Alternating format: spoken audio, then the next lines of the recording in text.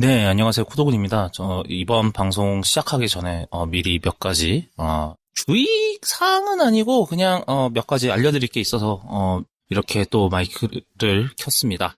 일단 첫 번째로는요, 저희가, 이따가 방송에도 얘기하겠지만, 제가, 독일 출장을 다녀왔어요. 그래서 그러다 보니까, 제가 에피소드 편집하는 게 많이 밀렸습니다. 그래서 지난 2회 분이 밀렸고요. 그래서 아마 많이 못 보셨을 거예요. 제가 그동안 저희가 팟캐스트가 거의 꽤 오랫동안 쉬었죠. 그래서 그게 이유입니다. 저희가 계속 녹음은 하고 있었는데 제가 편집을 못 따라잡아갖고 그런 게 있어서 이게 먼저 나가요. 이 아이폰 이벤트 에피소드가 먼저 올라가고 그 다음에 나중에 과거에 녹음했던 것들이 차례대로 올라올 거고요.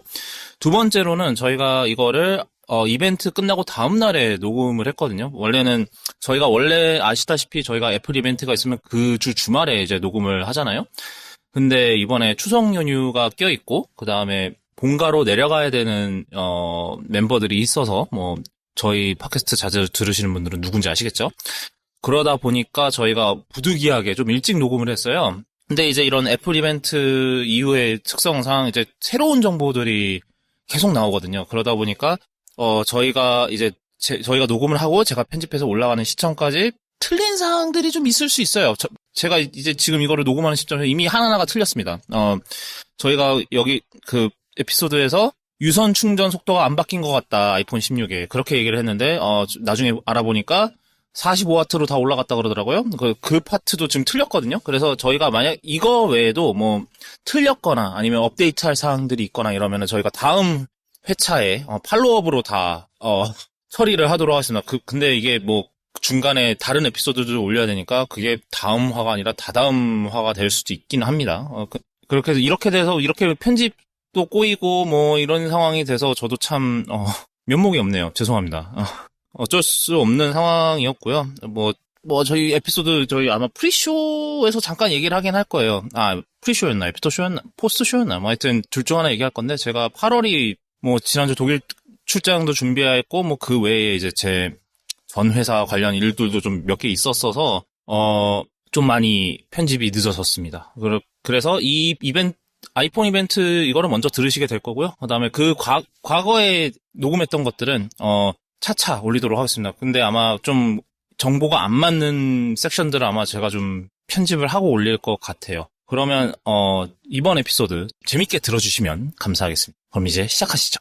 야, 녹음하는 날에 저 프로덕션 시스템을 아직 안 나온 OS로 올리고 말이야. 안녕하세요.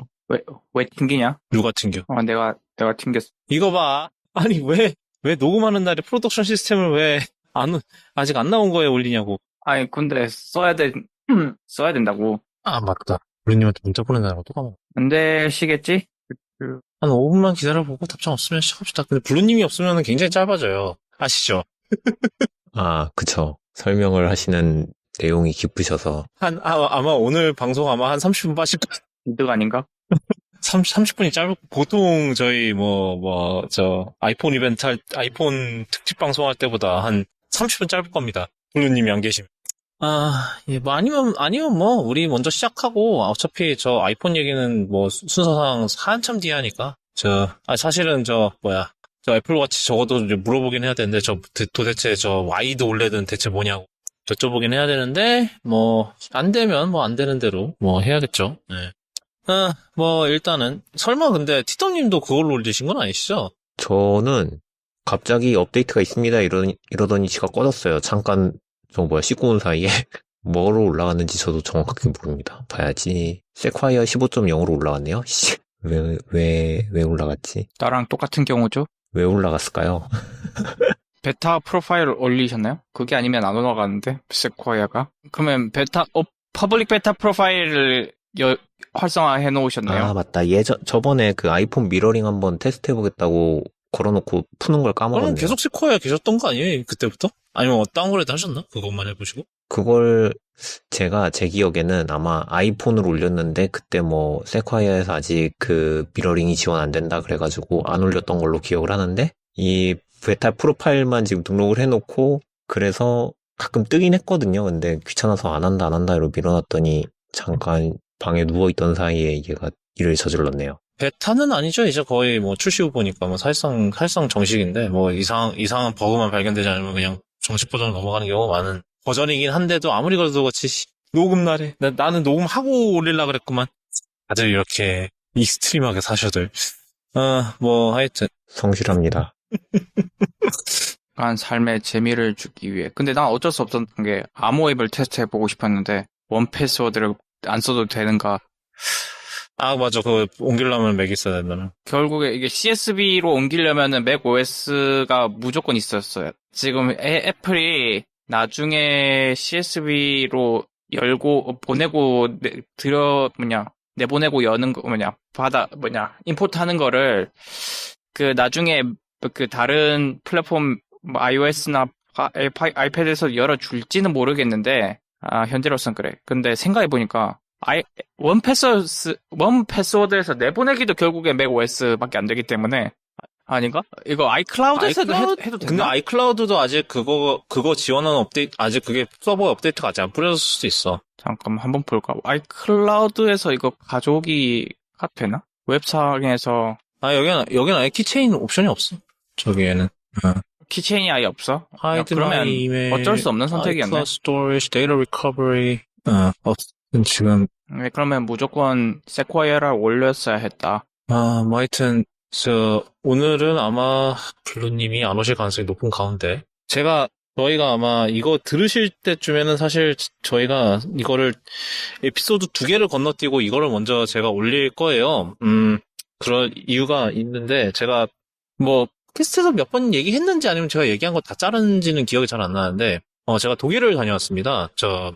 아마 이거는 제가 디에디트 기사로 아마 언젠가 아니 지금 거의 다 썼고요, 사실. 아마 이 에피소드 나왔을 때쯤에는 이미 기사가 나왔을 수도 있는데 제가 인텔의 초대를 받아서 인텔 코어 울트라 2세대, 코드명, 이게 시리즈 2예요. 인텔 코어 울트라 시리즈 2 코드명 루나레이크, 출시, 론칭 행사를 다녀왔거든요. 뭐, 그러면서, 이파도 보고 왔고요. 그래서 그 얘기는 저희가 뭐, 다음 에피소드 때 시간이 나면 얘기를 해볼게요. 그리고 아마, 하여튼 그거를 그 출장을 8월 내내 뭐 준비하고, 뭐, 이거는 이제, 이것도 뭐 보도자료가 그 사이에 나가는지 안 나가는지 따로 잘릴 수도 있는데 저희 회사가 팔렸습니다. 그래서 그저께 팔렸어요. 그래서 그것도 8월 내내 이제 준비하느라 뭐 이것저것 하느라고 제가 계속 바빴어서 결론적으로는 편집을 거의 못했습니다. 그래서 결론적으로는 아마 이거가 건너뛰고 뭐 하면서 그 아이폰 에피소드를 먼저 내는 쪽으로 각각이 잡힐 것 같아요. 그래서, 아마 그 두 에피소드에서 차차 시간이 나는 대로 올리도록 하겠습니다. 원래 지금 계획은 이제 그 다음 에피소드 녹음하기 전에 이제 올리는 건데, 뭐, 두고 봐야겠죠. 그게 어떻게 될지는. 뭐 하여튼. Good morning. Welcome to Apple Park. 오늘은, 아이폰 얘기만 할 거고요. 사실, 오늘 정말 기가 찬 소식이 하나 있었는데, 이건 티저입니다. 드디어 우리나라에서 게임 콘솔 가격이 100만 원을 넘어가는, 이제 정말 돌이킬 수 없는 사태가 벌어졌는데, 뭐, 그거는 저희가 다음 방송에 얘기를 하고요. 뭐, 그런 거 다 차치하고, 오늘은 아이폰 얘기만 할게요. 아이폰 이벤트, 정확하게 얘기하면 애플 이벤트에서 나왔던 것들만 얘기를 하겠습니다. 뭐, 그 전에, 이제, 사전, 전야제라 하죠. 그 전주에 이제 애플이 갑자기 발표를 합니다.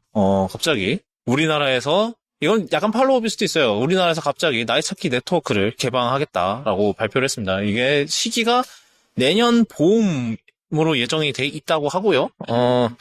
갑자기 한다는데, 이게 근데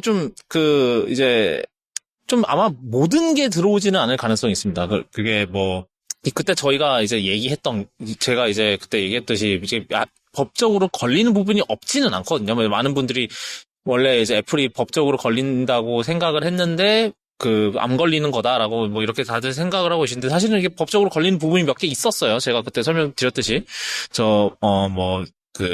위치 정보 이런 거를 누가 보관하고 이런 거에 대한, 그런 게 있는데요. 근데 아마 그 법규 때문에 아마 모든 거를 들여오지는 않을 것 같다라는 얘기가 있습니다. 일단은 저희가 제일 중요하게 생각하는 기능, 이제 그, 나의 찾기 네트워크라는 게 결국은, 이제 뭐, 아이폰이나 맥이나 이런 기기, 애플 기기들뿐만 아니라 이제 에어태그에 붙여 쓰는 그런 에어태그를 붙여놓은 사물들, 이런 거를 찾는, 그걸 얘기하거든요. 그 왜 네트워크냐면은, 이제 그 주변에 있는 아이폰들까지 이제 그 기기나 이제 그 물건을 찾는 데 사용이 되거든요. 뭐 예를 들어서, 이제 뭐 예를 들어서 이제 땅콩호갱이 어딜 가다가 차키를 잃어버렸는데, 차키에 에어태그가 붙어 있었어요. 근데 그러면은 그 차키를 근처를 지나가던 다른 아이폰 사용자랑 이제 이 에어태그가 연결을 해요. 잠깐 이제 연결을 해서 이제 위치를 보냅니다. 나 여기 있어요 하면은 이제 그 아이폰에서 이제 위치를 보내서 그 이제 땅콩호갱의 아이폰에다가 이제 알려주는 거죠. 님 차키 주소 여기 있으니까 가서 찾아봐, 이런 식으로 해갖고 찾을 수가 있어요. 우리나라도 이제 뭐 아이폰 인스톨 베이스가 꽤 있으니까 그것도 꽤 잘 작동을 할 거라고 보고요. 제가 이거를 되게 잘 쓰는 게 이제 공항에서요. 공항에서 요번에도 독일 출장 갈 때 공항에서 이제 이제 저는 이제 환승을 하는데, 환승이라고 그러죠. 비행기 텀으로도 환승이라고 그러지. 환승을 하는데, 이제 짐이 잘 왔는지를 확인을 하는 거예요. 이게 왜냐면 유럽은 지금 땅콩잉 님도 아시겠지만, 제가 알기로는 올해 초에 한번 이제 인력난이 좀 있었다 그랬죠. 유럽 공항들에. 그래갖고, 굉장히 인력난이 심해서 이런 이제 짐을 다른 비행기에다 싣고 하고 이러는 게 잘 이루어지지 않아서, 이제 나는 이제 내 몸은 왔는데, 환승을 해서 왔는데, 짐이 그 환승을 비행기에 제때 못 실려서 몸만 온 일이 올해 초에는 꽤 있었다고 해요. 근데 그래서 이 일이 벌어지고 있지 않나를 보기 위해서 이제 에어팟을 잘 계속 보고 있었고요. 그런 용도로도 많이 썼었어요. 근데 아마 우리나라에서 이제 본격적으로 쓸 수 있다면 이제 이거를 좀 더 잘 활용할 수 있게 되겠죠. 예를 들면은 제가 옛날에 생각했던 것 중 하나가 차에다가 에어태그를 넣는 거예요. 차에다가 넣어놓고 주차장에서 이거 어디 있지 하면 이제 딱 하면은 위치 대충 저기 있다, 이렇게 볼 수 있는 거. 그런 기능도 기대를 해볼 수 있을 것 같고, 뭐 하여튼 그런데 이 나의 찾기에 이제 다른 부분들이 몇 가지가 있어요.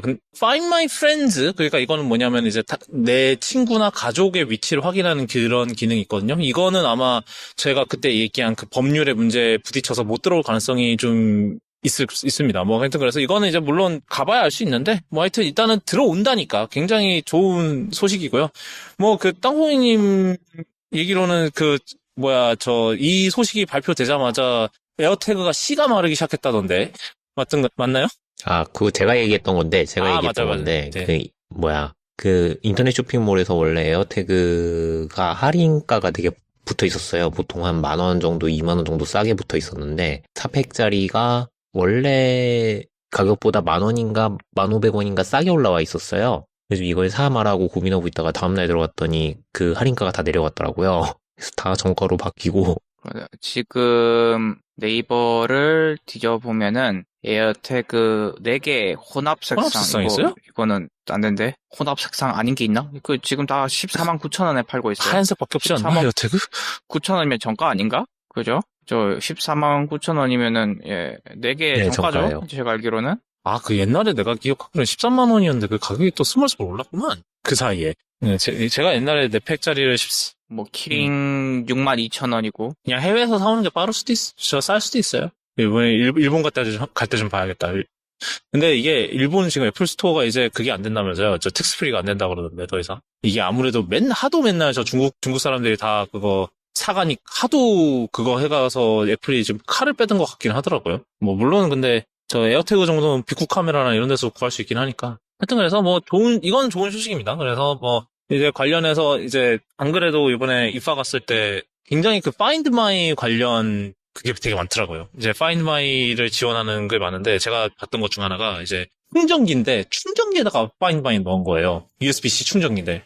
그래서 제가 물어봤어요. 대체 무슨 생각으로 이걸 하셨냐. 그랬더니 보통 사람들이 이제 어디 여행을 다닐 때 충전기를 가방에다 넣지 않느냐.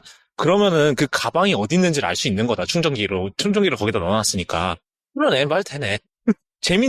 그렇게 재밌는 제품들이 좀 더, 우리나라에서도 이제 좀 나오지 않을까? 드디어 이제 나의 찾기 네트워크가 이제 도입이 되면, 이제 보통 이런 것들은 다 이제 해외에서 되게 많았거든요. 해외에서 보통 볼 수 있는 경우가 많았는데, 이제 우리나라 이제 그런 액세서리 제조자들도 이제 뭐 파인마이가 이제 뭐 나이타키, 그러니까 이게 입이 안 붙네요. 나이타키가 우리나라에 도입이 되면은 많은 그런 액세서리 제조사들에서 좀 재밌는 제품들이 나오지 않을까라는 기대를 좀 해보고요. 뭐 지갑 이런 것도 있어요. 뭐 지갑이나 여권, 파인드 마이 지원되는 여권 지갑. 여권 지갑에 에어태그 넣는 구멍을 만드는 경우도 있고, 아예 자기네들이 자체적으로 뭔가 그 나이 찾기 되는 그거를 만들어서 넣는 경우도 있고요. 그래서, 네. 그렇습니다. 기대가 많이 됩니다. 뭐, 내년에나 나오지만. 왜 내년 봄인지는 뭐 잘 모르겠는데, 아마 좀 추가적으로 뭐 그런 뭐 네트워크 뭔가를 준비를 하는 모양이죠. 내 생각에는 이게 하도 이제 뉴스로 공론화되고 이러니까는, 그때도 제가 들었었던 게 뭐냐면은, 애플 본사한테 이제 코리아에서 해달라 그랬는데, 우리 이거에 투자할 시간 없다 그래서 잘랐다 그랬는데, 이제 뉴스에 나오고 막 이러니까 아마 이제 얘네들, 뉴스에도 나오고, 이 뉴스가 또 저 9to5맥이나 이런 데도 실려갔더라고요. 그러니까 이제 본사에서 보고, 야, 이거 해줘야겠다, 이런, 약간 그런 게 아니었을까 싶기는 해요.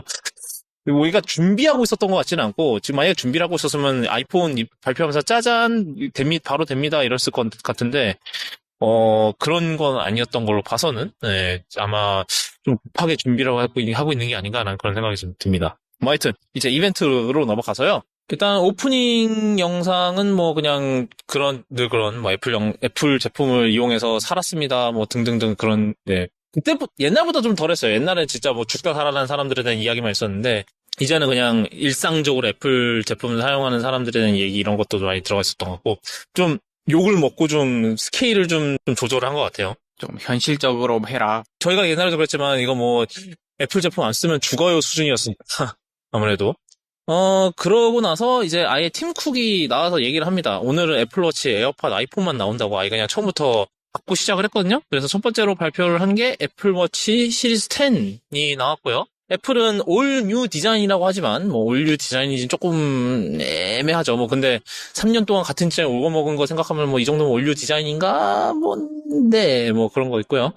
큰 게 디스플레이가 더 커졌고요. 뭐 그 애플 말에 따르면 46mm 모델 같은 경우는 크네요. 46mm 모델 같은 경우는 울트라 2보다 또 크다고 하고요. 그리고 두께가 더 얇아졌습니다. 두께가 9.7mm예요. 그래서 10mm 미만이거든요. 사실은 그 일반적인 그런 손목시계, 뭐 저 기계식이던 쿼츠던 10mm 미만으로 만드는 게 쉽진 않아요. 그러니까 뭐 어느 정도의 이제 그 방수 성능도 갖고 최소한의 뭐 생활방수 뭐 이제 애플워치 같은 거 50m 방수니까 50m 방수를 하면서 그 정도 방수 성능 유지하면서 그렇게 얇게 만드는 데가 쉽지가 않거든요. 사실 그래서 이게 애플이 대단하긴 해요. 이제는 뭐 일단은 뭐 안에 뭐 기계식 무브먼트를 만드는 건 아니니까 뭐 완전한 뭐 워치메이커라고 하기는 애매한데 이제 일단은 이 케이스를 만드는 그거나 아니면은 뭐 그 안에다가 이제 그런 부품들을 다 쑤셔 넣는 그런 능력 같은 경우는 이제 진짜로 이제 애플워치를 만든 지 10년이 됐다 보니까 그 이벤트 한 날이 애플워치 발표하고 나서 딱 10년 되는 날이었거든요. 짬밥이 나오기 시작하는 것 같아요. 이제 그걸 10mm, 애플워치를 10mm 아래로 이제 그걸 했다는 것 자체는 굉장한 성과예요. 예, 그렇고, 그 다음에 디스플레이가 살짝 바뀌었습니다. 이제 뭐, 와이드 앵글 올레드라고 하는데요. 이제 애플에 따르면은 시야각이 개선이 됐다고 해요. 이걸 사실은 이제 이게 대체 뭘까요? 라고 이제 블루님한테 여쭤봐야 되는데 블루님이 안 계십니다. 아, 이럴 때는 참, 네, 그게 크네. 빈자리가 크시네. 와이드 앵글 올레드라는 기술이 들어갔고요. 아마 분명히 컬러 스케일 유튜브 영상에서 아마 설명해 주실 테니까 제가 이거 올라갈 때쯤 저 링크 걸어 놓을게요. 가서 보시면 될 것 같아요.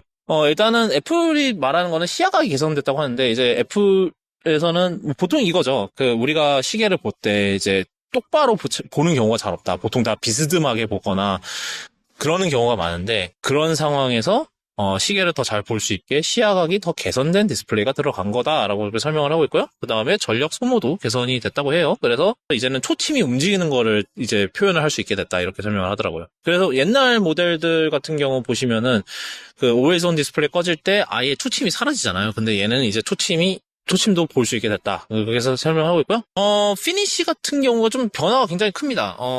이거는 루머에도 있지 않았던 약간 의외의 사항이었는데, 알루미늄에 이제 제트 블랙이 피니쉬가 추가가 됐어요. 이게 아이폰 7 때 나왔던 거거든요? 이제 8년 전입니다. 2016년, 이제 8년 전에 이제 아마 기억하시는 분들도 계실 거예요.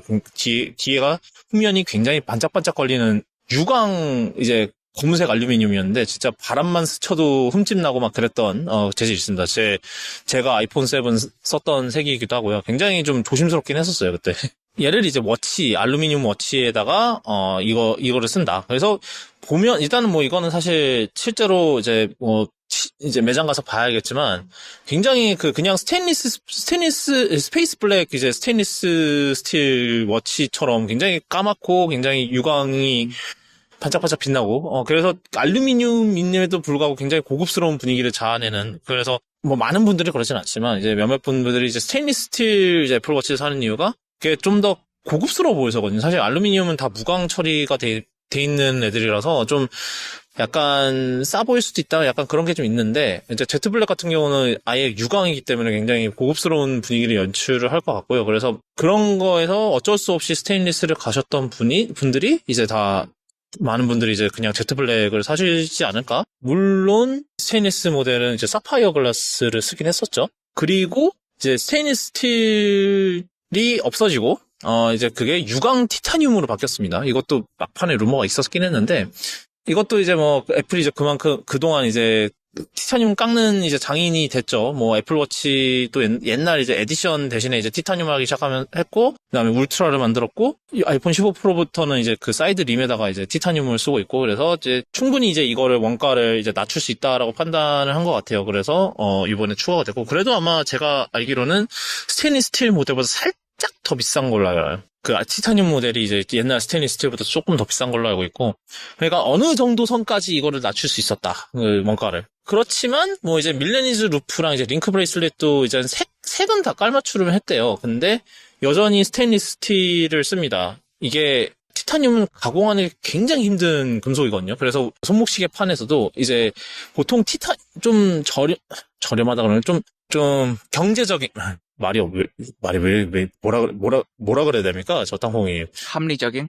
뭐 그래. 합리적인 가격의 저 티타늄 시계는 보통은 브레이슬릿을 안 해요. 왜냐하면 브레이슬릿을 가공하는 게 굉장히 힘들어요. 특히 이제 뭐 애플 워치 케이스야. 그냥 케이스 계속해서 하는 거지만, 특히 이제 그 메쉬 브레이슬릿 밀레니즈 브레이슬릿 같은 경우 그 하나하나 이제 그거를 다 가공을 해야 되잖아요. 그래서 아마 어쩔 수 없이 단가가 올라갔을 거라서 그냥 걔는 스틸을 그대로 쓴 것 같은데, 뭐 일단은 색깔을 최대한 맞췄다고 하니까 뭐 그거는 봐야겠죠. 그래서 뭐 링크 브레이슬릿이랑 밀레니즈 루프도 다 그 새로운 그거에 맞춰서 색을 다시 했다고 하고요. 좀 만약에 이번에 그 시리즈 10 사신다고 하면은 뭘로 사실 것 같으세요? 그럼 여기서 좀 얘기를 해봅시다. 그러니까 이 피니쉬 중에 어떤 걸 고를 것 같으세요? 저는 제트 블랙 괜찮을 것 같아요. 사이즈는 그래도 그대로 지금 제가 작은 거 쓰고 있는데 그대로 작은 거 쓸 것 같고. 42mm죠, 이제. 이게 웃긴 게, 네. 42mm가 애플워치 처음 나왔을 때 큰 사이즈요. 조금씩 올라가더니. 그러면 이게 밴드가 38/40/42 된 건가요, 이제? 예, 그렇죠. 이게 38-40-41-42. 이게 뭐야? 근데 어차피 뭐, 저 38이랑 42는 이제 거의 대부분 안 쓰실 테니까. 여자분들이 작은 거를 많이 쓰긴 해요. 그러니까 제 말은, 그러니까 38은 이제 다 구형이라. 그게 시리즈 3까지거든요? 1세대부터. 그래서 아마 더 이상은 다들 안 쓰실 거고. 근데 뭐 호환이 되니까 뭐 재고를 산다면 이제 38을 샀을 때 이거 어디 써야 되지 싶을 수 있으니까. 하여튼, 네. 제트 블랙 작은 거 하시고, 저는 블랙은 그 줄을 맞추기가 굉장히 까다롭기 때문에 블랙은 어떤 일이 있어도 안 살 것 같고, 저는 그냥 하던 대로 스테인리스를 사지 않을까. 스테인리스가 아니라니까요. 티타늄이라고요? 스테인리스가 아니지? 티타늄으로 대체되지. 그냥 유광 피니쉬요. 스테인리스에. 유광 피니쉬를 그냥 계속 쓸 것 같아요. 사실 뭐, 이제는 옛날에는 그게 맞았긴 했는데, 이제는 뭐, 저 에르메스도 이제 검은색 그게 나오는데요. 많이 나아진 것 같긴 해요. 나아지기는 했는데, 여전히 그 밴드를 맞추기가 블랙 계열 아니면은 잘 안 맞는 것 같아요. 그 본체가 블랙이면은. 사실 뭐 만약에 제가 산다면 약간 그런 거 고민이 있거든요. 제트 블랙을 하느냐, 나도 내추럴 유광 티타늄을 하느냐. 내추럴 골드는 좀 너무한 거. 하여튼 그렇습니다. 뭐 하여튼 잘 나왔어요, 이번에. 티타늄을 쓰는 거에 대해서 좋아할 분들이 좀 있을 것 같아요. 뭐 왜냐면 옛날에 에디션 티타늄이 있었는데, 그러고 나서 티타늄이 그냥 울트라로 가버렸잖아요. 그래갖고, 이게, 그 티타늄의 그거를 그리워하는 분들이 많았거든요. 티타늄이 뭐, 장점 중에 하나가 가벼워요. 그래서 같은 강도로 봤을 때, 스테인리스 스틸보다 더 가벼워서, 이제 이번에 애플워치 같은 경우도, 스테인리스 스틸 모델에 비해서 20% 정도 더 가볍다고 하거든요. 뭐, 그래서 그런 장점이 있죠. 아무래도 가벼우면은, 뭐, 이제 차고 다니기 좋으니까. 그런 면에서 장점이 있는 거고. 근데 확실히 제트블랙이 있음으로 해서, 이제 그냥 알루미늄이 그냥 그런 싼 버전이다라는 그런 게 좀 많이 없어질 것 같기는 해요. 이게 고급스럽기도 하고, 이게 보니까 좀 옛날, 이제, 밀레니즈 루프 중에 옛날에 이제 스페이스 블랙으로 나왔던 거 있었거든요. 그거랑 은근히 잘 어울릴 것 같아요. 그래서 막 이베이에서 중고 뒤져갖고 그걸 산 다음에 얘랑 매칭하면 또 잘 어울리지 않을까라는 그런 생각도 들기도 하고요. 네. 하여튼, 네, 일단 외관은 되게 잘 나온 것 같아요. 뭐 좀 많은 분들이 바라시는 뭐 엄청난 변화, 뭐 원형이 나오지 않을까. 근데 그건 나하고 같지도 않았고. 아니 뭐 새로운 밴드 시스템을 한다던가 뭐 그거는 도리어 안 해서 다행일 수도 있고 뭐 그렇긴 한데 일단은 네, 잘 나온 것 같고. 그 와중에 이제 또 다른 부분, 이제 뭐 다른 개선점들을 보면은 S10 칩이라고 그러네요. 시스템 패키지니까 여기서 S10 칩 같은 경우는 뭐 뉴럴 엔진 4코어짜리 이거는 뭐 다 비슷한데 이번에 뭐 통합 품질 향상을 위한 이제 새로운 신경망 네트워크를 만들어서 적용을 했다고 해요. 뭐 이제 뭐 소음 저감이나 뭐 이렇게 주변 소음 이제 감지하는 거나 그런 거에 좀 더 유리하겠죠? 그다음에 이번에 워치의 번역 앱이 탑재가 되는데 이건 사실 시리즈 10의 기능이라기보다는 이제 워치OS 11의 기능인데, 뭐, 이번에 또, 지난번에도 그랬듯이, 또다시 한국어가, 한국어가 이제 예시로 나왔죠, 또 기차역이 어디냐고 또 물어봤어요. 그리고 이번에 이제 건강 기능 중에서 좀 크게 나오는 게 이제, 수면 무호흡증 감지 기능이라고 해요. 이제 그 수면 무호흡증이라는 게 뭐냐면은, 이제 자다가 이제 호흡이 안 되는 거예요. 그래서 그것 때문에 잠깐 호흡이 안 되는데 이제 그것 때문에 이제 잠에서 깨는 거죠. 잠에서 깨면서 이제 계속 이제 또 잠에서 깨고 다시 잠들고 깨고 잠들고 이러면 사실 굉장히 그 컨디션이 안 좋잖아요. 뭐 좀 그래서 아무래도 일상생활에 지장을 줄 수도 있고 이게 또 심하면 질병도 뭐 고혈압이나 뭐 이런 질병에도 영향을 줄 수가 있대요. 그래서 실제로 좀 진지하게 이제 본 병인데 그래서 이거를 애플워치가 감지를 해준다는 거죠. 그래서 이제 애플워치를 차고 수면을 할 때 이제 뭐 가속도계로 아마 이게 무호흡증이 오면은 이제 몸이 확 움직이나 봐요. 뭐 이렇게 좀 덜덜 떨린다든지 뭐 이런 게 있는지. 이게 그 수면 무호흡증이 지금 가지고 계신 분이 계셔서 아는데 그 숨이 컥 하고 막히면서 몸이 튕겨요. 그러니까 그 코 골다가 드르렁컥 하다가 컥 하고 이제 목이 젖히면서 몸이 튕겨요. 그런 연유구나. 그래서 애플워치가 그거를 감지를 하는 거죠. 이제 가속도계로. 그래서 가속도계로 그거를 감지를 해서 이제 이걸 한 달 동안 이제 데이터로 모으면 됩니다. 그래서 이 한 달 동안 데이터를 모아서 당신 수면 무호흡증이 있는 것 같아요. 라고 이렇게 결과를 띄워주는 거죠. 이게 사실은 뭐 늘 애플워치 이런 건강 기능 뭐 아니면 다른 이제 스마트워치나 이제 스마트링의 건강 기능 그렇듯이 이게 뭐 완전히 뭐 의사를 대체한다거나 이런 건 아니지만 결국은 일단 1차적으로 한번 이 사람은 이제 사용자로 하게끔 의사를 찾아가게, 병원을 가게 만드는 약간 그런 효과가 있는 거죠. 그래서 그런 면에서는, 좋은 기능이라고 생각을 하고요. 이게 근데 뭐, 이게 사실은 뭐 미국 FDA에서도 승인을 받아야 하고 우리나라는 아마 식품의약처에서 승인을 또 따로 받아야 될 거예요. 그래서 우리나라는 아직은 지원 예정 국가에 없습니다. 뭐 옛날에 ECG도 식약처 허가를 받느라 조금 지연이 됐었던 걸로 기억하는데 1년 반 정도 지연이 되다가 갑자기 소프트웨어 업데이트로 풀렸었던 걸로 기억을 하는데 아마 이제 수면 무호흡증도 비슷하게 가지 않을까라는 그런 예상이 듭니다. 근데 그리고 참고로 수면 무호흡증 기능은 이제 단순히 시리즈 10뿐만 아니라 시리즈 9이랑 울트라 2도 지원을 할 예정이라고 해요. 그리고 수심 게이지도 추가가 됐다고 합니다. 이번에 원래 이제 울트라에만 있던 건데 시리즈 10에 들어왔다고 하고요. 그리고 만조랑 간조를 보여주는 그 컴플리케이션도 생겼다고 해요. 그러니까 서핑 하시는 분들한테는 좋겠죠. 일단은 가격은 지금 보니까 동결된 것 같거든요. 우리나라에서도 59만 9천원에서부터 시작을 해요. 이거는 이제 42mm 알루미늄 기준이고요. 작은 사이즈. 그다음에 거기 크면은 몇만 원 추가, 뭐 셀룰러 하면 몇만 원 추가 이런 식입니다. 그래서 뭐 보니까 티타늄에다가 저 링크 브레이슬릿 맞추면 한 150만 원 정도 합니다. 그리고 이제 참 놀라운 일이 벌어졌는데요. 우리나라가 살다 1차 출시국에 들어가서요. 이미 워치는 오늘부터 예약을 받기 시작했을 거예요, 우리나라에서도. 그래서 지금 우리나라에서 지금 바로 지금 예약 주문을 하실 수 있고요. 그다음에 애플워치 울트라 2 같은 경우는 이번에 업데이트가 없었어요. 울트라 3가 나오진 않았고요. 그냥 두 가지의 세 가지구나. 세 가지의 이제 변경점이 있습니다. 사실 작년부터 루머가 꾸준히 돌았던 블랙 티타늄 마감이 추가가 됐고요. 까만색. 그게 추가가 됐고, 그다음에 전용 티타늄 밀레니즈 루프가 추가가 됐습니다. 제가 아까 얘기했던 대로, 이건 밀레니즈 루프가 아니라, 이거는 메쉬 브레이슬릿이라고 얘기를 할 거예요, 아마. 티타늄 메쉬 브레이슬릿이 추가가 됐어요. 그래서 이게 아마 메쉬 브레이슬릿이라는 게 사실 이제 그런 시계에서 보면은 다이버 워치에 굉장히 많이 쓰이는, 방식이에요. 그래서 요번에 이제 저 007 영화에서도 노타임 투다이에서 제임스 본드가 차고 나오는 게 이제 시마스터 시계에다가 이제 메쉬 브레이슬릿, 걔도 티타늄 메쉬 브레이슬릿 했던 모델인데, 하여튼 그게 다이버 쪽에서는 이게 많이 쓰이는, 이게 아마 일반적인 브레이슬릿보다 가벼워서 그럴 거예요. 이게 중간중간에 구멍이 숭숭 뚫릴 수 있고 하니까. 그래서 이것도 내놨다고 하고요. 그 다음에 울트라에도 에르메스 에디션이 추가가 되고, 그 다음에 에르메스, 이제 울트라 전용 에르메스 스트랩도 나온다고 합니다. 이게 말이 전용이지, 사실은 큰 사이즈랑 이게 호환이 돼요.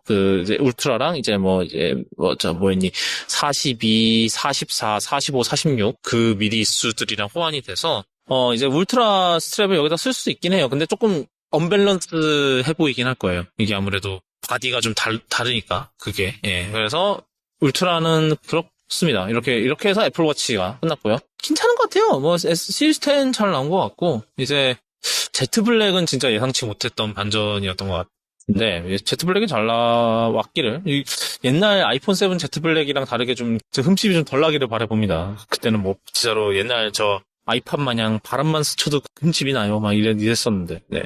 그 다음은 에어팟이에요. 에어팟이 4세대가 나왔고요. 2세대와 3세대를 동시에 교체하는 게 됐습니다. 그래서 디자인이 바뀌었고요. 디자인이 살짝 바뀌었다는데, 이제, 애플에 따르면 수천 명을 스캔을 해서, 그 다음에 5천만 개의 귀와 관련된 5천만 개의 데이터 포인트를 얻어서 그거를 토대로 디자인을 새로 했다. 그러니까, 그 말인즉슨 더 잘 맞을 거다, 여러분의 귀에. 그리고 이제 에어팟 프로 2세대에 들어간 H2 칩이 들어가고요. 그래서 H2가 되면서 되는 기능들이 몇 개가 있죠. 이제 개인 맞춤형 공간 음향이라든지, 그 다음에 이번 WWDC에서 얘기했던 시리한테 끄덕이거나 이제 고개를 젓는 방식으로 대답을 대체할 수 있는 기능이 있고요. 그 다음에 수음 노이즈 감쇄 기능이라 그래서 이거는 이제 전화하거나 이럴 때 주변 노이즈를 감쇄해주는 그런 기능이 여기에 들어갑니다. 그리고 케이스가 당연히 USB-C로 바뀌었고요. 기존 3세대 에어팟 3보다 10% 정도 부피가 더 작아졌다고 합니다. 대신이 아니지. 그래도 배터리는 이제 배터리 케이스까지 합치면 30시간 간다고 하고요. 근데 여기서 또 재밌는 부분이 이제 에어팟은 에어팟 프로와 다르게 오픈형 이어폰이란 말이죠. 오픈형 이어폰인데 최초로 오픈형 ANC, 이제 오픈형 이어폰에다가 ANC를 도입을 했습니다. 이게 근데 없던 개념은 아니에요. 옛날에 삼성에서 했었죠. 했었는데 이번에는 안 하는 걸로 알고 있죠. 이번에 갤럭시 버즈 3는 오픈형은 ANC 안 들어가죠. 네, 안 들어가요. 그냥 지난번에 넣었을 때 그냥 아무런 효과가 없었기 때문에 제가 경험했을 때는 진짜 아무런 효과가 없었어요. 그게 아마 ANC가 갤럭시 버즈 라이브에만 들어갔던 걸로 알고 있어요. 그때 약간 실험적으로 했었나 보네요, 그러면. 애초에. 사실 실험을 안 해봐도 결과가 나와 있지 않았나 싶은데, 왜냐면 그냥 패시브 노이즈 캔슬링이 아예 없는 상태에서 액티브를 아무리 쏴봐야 가능할까? 그래서 지금 나오는 오픈형 ANC도 살짝 의심이 되긴 합니다.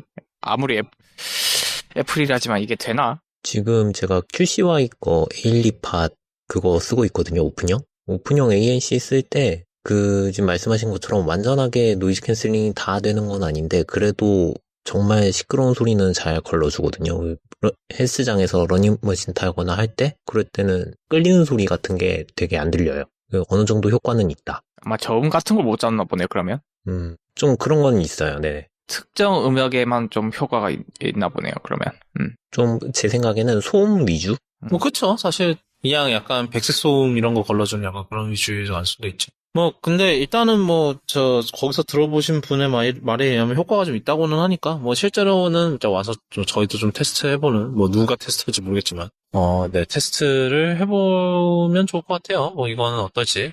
근데, 하여튼, 이게 되면서, ANC 기능이 있으면서 이제 적응용 오디오가 된단 말이죠. 적응용 오디오가 되게 저는 진짜로 마음에 드는 기능 중 하나거든요. 정말 상황에 따라서 필요한 것만 딱 걸러주는 약간 그런 효과가 되게 좋아서, 뭐, 좀 이따 얘기하겠지만 거의 이제 제가 콘서트 같은 데 가면은 거의 이제, 귀마개, 약간 되게 스마트 귀마개죠, 어떻게 보면. 왜냐면은, 끼면은, 보컬 소리만 들리고, 막, 함성 지르거나 뭐 이런 거는 알아서 걸러주거든요. 얼마나 좋아. 하여튼 그래서, 과연, 이제 이 에어팟 4에 이제 ANC는 좀 어느 정도 그게 있을지는 한번 지켜봐야 될 것 같아요. 근데, 그거 되는 거는 가격이 좀 있습니다. 에어팟 4가 이제 ANC가 없는 기본형이고, 그 다음에 ANC가 되는 이제 고급형, 이렇게 두 가지로 나뉘게 됐고요. 이게 그래서 2세대와 3세대를 동시에 교체를 한 이유가 이거죠. 그래서 일반판이 19만 9천 원이고요. ANC 없는 거. 그 다음에 ANC가 들어간 거는 26만 9천 원. 이렇게 책정이 됐고, 이게 제가 기억하고는 옛날 에어팟 프로 가격이었던 걸로 기억하거든요. 아닌가? 살짝 더 있었나? 27만 9천 원이었나? 뭐 하여튼 그 가격대였는데 지금 환율이 안드로메다 가버리면서 갑자기 확 올라갔고, 에어팟 프로가. 뭐 하여튼. 그렇습니다. 이렇게 나와 있고, 이게 좋은 중간 선택지가 될 것 같아요. 이제 에어팟 3가 사실은 이제 그게 좀 약간 에어팟 2랑 이제 에어팟 프로 사이에 껴서 좀 성적이 안 좋았다고 해요. 그런데 이제 이거는 좀 반전이 좀 있을지, 예.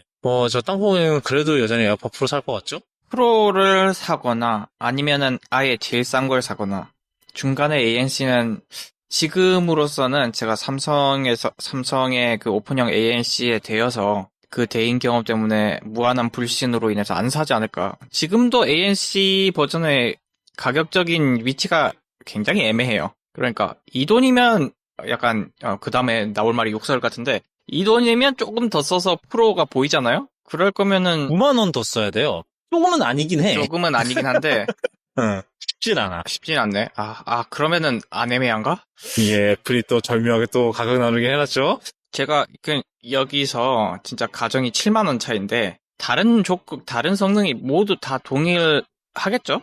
동일하다는 가정하에는 오픈형이라면 그냥 어차피 ANC 별로 안 좋다고 생각하고 저는 기본형을 추천할 것 같고 제가 산데도 기본형을 살 거예요, 저는. 그런 분들을 위한 것도 있을 것 같아요. 이제 커널형이 답답해서 이제 안 맞는 분들이 있거든요. 있어요. 그래서 그런 분들은 진짜 약간 울며 겨자 먹기로 이제 에어팟 2세대나 3세대를 써야 했는데, 에어팟 4 에어팟 4에 이제 액티브 노이즈, 그럼 이제 이분들은 자동적으로 여태까지 노이즈 캔슬링을 한 번도 못 써보신 게 되는 거잖아요. 액티브 노이즈 캔슬링을. 근데, 이번에 에어팟 4에서 ANC가 추가됐다라고 하면 좀 그런 면에서 좀 선택지가 있기는 하지 않나라는 그런 생각도 좀 들고요. 네. 체험해보시고 만족하시면 괜찮을 것 같아요. 근데 전 이미 귀 차음이 완벽하게 어느 정도 된 상태에서 쓴 액티브 노이즈 캔슬링에 익숙해진 사람들은 실망하지 않을까 싶어서 저는 그런 맥락에서 그 $129짜리 얼마야? 19만 9천 원짜리를 추천하는 거고. 그렇습니다. 님도 프로 쓰시죠, 에어팟? 저도 프로 쓰고요. 지금 말씀하신 것처럼 아까 말씀드렸던 그 에일리팟 QCY 거 3만원짜리 그거를 이제 사무실에서나 아니면 헬스할 때 쓰거든요. 약간 버려도 되는 상황에서 쓰시는구나. 그쵸, 버려도 되는 상황이죠. 내가 튕겨 나가서 어디로 날아? 뭐 그래 3만 원 날렸네 이런. 그쵸. 딱 그 수준으로 쓰고 있는데 오픈형 ANC 체험하시려면은 그걸로 일단 체험해 보시고 나쁘지 않다 싶으면은 애플 거 사셔도 된다고 생각은 해요. 근데 저도 마찬가지로 8만 원 차이? 지금 가격 보니까 8만 원 차이더라고요. 그렇구나. 만 원 내려갔네? 네. 원래 27만 원이랑 5만 원. 35만 원이거든요. 만 원 내려갔네? 이제 알았네? 에어팟이 가격이 내려갔구나. 원래 36만 9천 원이었던 것 같아. 35만 9천 원이었던 것 같은데 가격이 내려갔네. 마이트 때. 네, 그래서 만약에 살 거면은 에어팟 프로가 나을 것 같고 오픈형의 ANC 체험하시고 싶으면은 QCY 거 추천드립니다. 그리고 반전이 하나 있어요. 지금 쿠팡을 들어가봤거든요. 얼마에 팔고 있을 것 같으세요? 뭘 얼마에 에어팟 팔아요? 프로 2세대 USB-C요. 28만 원? 29만 250원에 팔고 있네. 그러니까.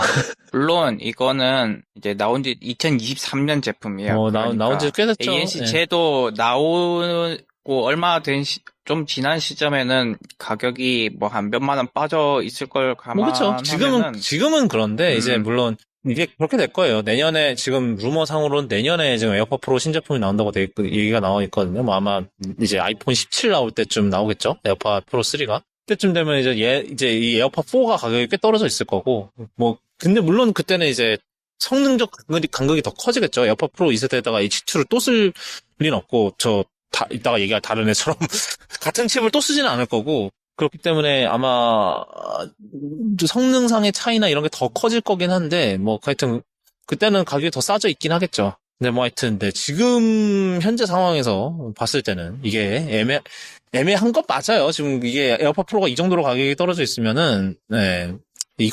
그러네. 이 문제가 슬쩍 있네. 물론 아까 이제 땅콩이 얘기하신 기본형은 이것도 쌈 싸 먹을 수 있는 지금 가격이긴 하나 그렇습니다.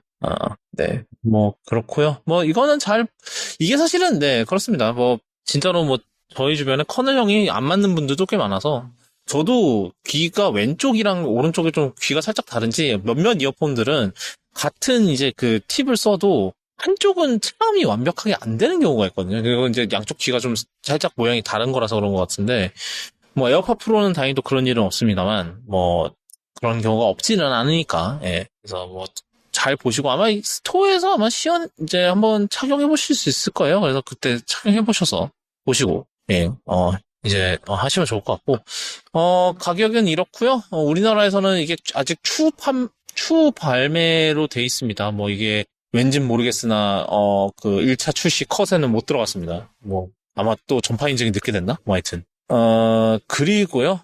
그게 에어팟이었습니다. 그리고 맞다. 그 얘기 해야 되는구나. 완전 까먹어버렸네. 에어팟 맥스가 새 거가 나오긴 나왔는데요. 이걸 새 거라고 해야 될까요? 색깔이. 어떻게 생각하세요? 색깔이 바뀌었고요. 예. 이건 그냥 택 가리 정도 수준이고 진짜. 그리고 뭐 중요한 거 하나 들어가긴 했죠. USB-C로 바뀌었죠. 그렇죠. 제일 중요한 거긴 예. 한데 그걸 해달라고 했더니 진짜 예. 그것만 했어요. 얘들이. 정말 최소한의 것만. 그러니까 이게 애플 밈이 하나 있어요. 이제 옛날에 아마 뭐였는지 기억이 안 나는데 어떤 제품 이제 굉장히 애플이 몇 년 동안 건드리지 않는 제품이 있었는데 아마 옛날에 그 13인치 맥북 프로 DVD 있는 거 그게 되게 오래 팔았거든요. 업데이트 없이. 맨날 이제 그런 실적 콜에서 이제 그 제품 뭐 업데이트할 계획이 있냐 아니면은 단종을 시킬 거냐 이러면은 그 제품은 우리나라의 일부인 제품입니다라고만 딱 해요. Part of the lineup. 그러니까 에어팟 맥스도 지금 약간 그 느낌이야. 색 좀 바꿔주고 USB-C 넣어주고 다른 거는 지금 설계할 이제 자원이 없다. 그러니까 자원이 없는 게 아니라 자원을 거기에 투자할 필요를 못 느낀다겠죠, 정확하게는. 그만큼 메이저한 제품 카테고리가 아니니까 그냥 최소화만 하고 팔겠다로 보입니다. 근데 좀 아쉽죠. 나름 그래도 이게 고급 카테고리인데 그러면 만약에 아무것도 안 바꾸고 그것만 바꿀 거였으면 제 생각에는 좀 가격을 좀 떨궈야 되지 않았나 싶기는 하거든요. 근데 가격도 안 떨궜어 심지어 그대로야. 잠깐만, 근데 얘들 이렇게 USB-C로 바꾸면은 유선 케이블은 어떻게 되죠? 뭐 또 새거 나오겠죠. 그냥 일반적인 C2 3.5 안 그럴까? 전용 모르겠네. C2 3.5를 써야 되나? 될 수도 그걸 써도 될 수도 있는데 그냥 애플이 뭘 하나 만들지 않을까라는 생각이 있는데요. 한번 봅시다. A few moments later. 안 파나? 3.5사 라이트닝이 원래 있었거든요. 그거 약간 외부 솔루션 잘해보세요 이런 건가? 잠깐만. 요즘 젠지 애들은 유선으로 안 쓴단가? Sure. 줄 이어폰이 감성이라고 쓰기 그것도 지나갔구나 벌써. 쓰다가 애들이 너무 불편하다는 걸 깨닫고 이제 버렸어요. 그쵸. 저희가 지난번에 다뤘죠. 그러는 애들이 요새는 왜 3GS를 찾는지 모르겠어요. 그거 진짜 모르겠어. 왜 그러는 집에 거야? 굴러다니는 거 하나 있는데 요새는 이제 캠코더에 또 옛날 소니 잔망경 카메라 그런 거 찾더니 이제는 아이폰 3GS 감성을 찾겠다고. 그 아이폰 3GS는 어떻게 업로드 어떻게 즉 지원하나? 맥에서? 빼는 거 지원하나? 30핀 연결하면 되나? 30핀 투 USB 아니면 30핀 투 라이트닝 투 1394 알아서 구하면은 되긴 돼요. 지금도 그 아이튠즈에 물려요. 맥은 파인더지만 뭐 하여튼. 파인더에 물림. 네. 진짜 없네? 왜 없지? 옛날에 그 에어팟 맥스 걔도 있었는데? 얘도 케이블 있었는데? 이제 무조건 무선으로 만들어라 이건가? 예, 무조건 무선으로 쓰십시오. 이 시대에 무슨 3.5냐라는 게 애플의 입장인가 봅니다. 나도 있었는데, 그거. 점점 미스터리하네. 뭐 하여튼, 네. 하여튼, 네. 저는 에어팟 맥스, 이 업데이트는 진짜 마음에 안 들어요. 뭘 한 거야? 한 게 없어. 법안을 지켰다. 이거는 유럽에서 뭐라 하기 전에 그냥 이것만 소프트만 했다? 바꿔놓은 걸로. 근데 그것도 사실 사실 그럴 필요는 없었어요. 이미 발매된 제품은 그 유럽에서 USB-C 강제를 해도 그냥 계속 팔 수 있거든요. 이미 발매된 제품은 제외? 예, 적용된 시점에서 이미 발매됐던 제품은 형식이 바뀌지 않는 한 그대로 팔 수 있어요. 색을 더 내고 싶었는데 걸릴까봐. 색칠하고 싶어서 포트를 바꿨다? 근데 어느 게 우선순위였을까, 이쯤 되면. 제 생각에는 색 바꿔서 그냥 이제 새로운 색이 나왔습니다만 하려고 했는데 근데 이쯤 보니까 이미 이제 모든 제품들이 다 USB-C로 넘어가고 있는데 억지로 한 거지만 얘만 라이트닝으로 남겨놓을 수 없어서 억지로 한 것 같아요. 네, 저도 딱 그 색 바꾸려고 계획은 하고 있었는데 이번에 USB-C 해야 되니까 같이 겸사겸사. 아니, 저는 그거 너무 웃긴 게, 하다못해 에어팟 맥스도 이렇게 하는데, 저 맥 키보드는 언제 할 거야? 걔네 아직도 라이트닝이에요, 지금. 그 매직 마우스하고, 저 트랙패드하고, 걔네들 매직 키보드. 아직도 라이트닝이야. 다들 노트북 사는 시대라서 별 관심이 없어요. 제 생각에는 걔네들은 물량 다 나가고 나면 그때쯤 하지 않을까요? 그것도, 그저 만들려는 오더를 안 넣어야 그만 만들지. 아닌가? 그냥 오더를 그거 해도 될 만큼 아직도 재고가 쌓였나? 그랬을 것 같은데요, 아직. 다들 언제 USB-C로 나와 이러면서 그냥 기다리고 있나? 그쵸. 서로 눈치 보고 있는 거죠. 언제 다 나가지? 이러고 이제. 언제 새거 나오지? 이러고 한다고. 그렇죠.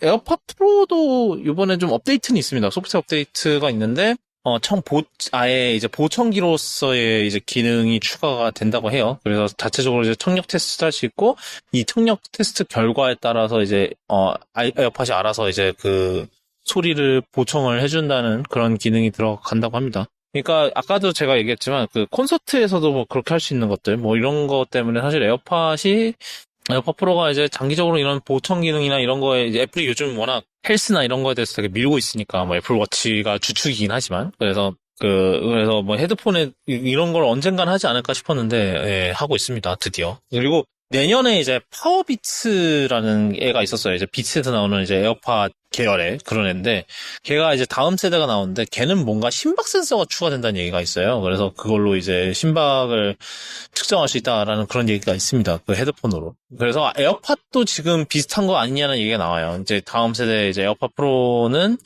뭔가 심박 센서나 이런 거에서 아예 이제 본격적인 이게 이제 피트니스 트래킹 어느 정도 그런 기능이 들어가는 게 아니냐라는 그런 얘기도 있긴 합니다. 근데 이 보청기 기능도요, 저 식약처나 이런데 이제 승인을 받아야 돼서요, 이번에도 우리나라는 안 들어갔어요. 자, 이제 아이폰으로 넘어가 보죠. 아이폰이 2개가 나왔죠. 당연하지만. 아이폰 16이랑 16 프로가 나왔는데, 이제 16부터 얘기를 해볼게요. 16이, 일단 색깔이 굉장히 화사하죠? 굉장히 점점 색이 옅어지다가 갑자기 하고 진해졌는데, 두 분은 어느 색이 가장 마음에 드시던가요? 저는 그냥 아주 노멀한 깜장이가. 개성이 없으시네. 저도 저런 땅콩 유채색은 그렇게 좋아하지 않아서 화이트. 아이고, 차를 초록색으로 가시신 분이? 초록색은 아니고 약간 옥색? 아니에요. 이건 초록이 섞인 블루에 가깝습니다. 뭔 소리? 화이트 무채색은 아니잖아.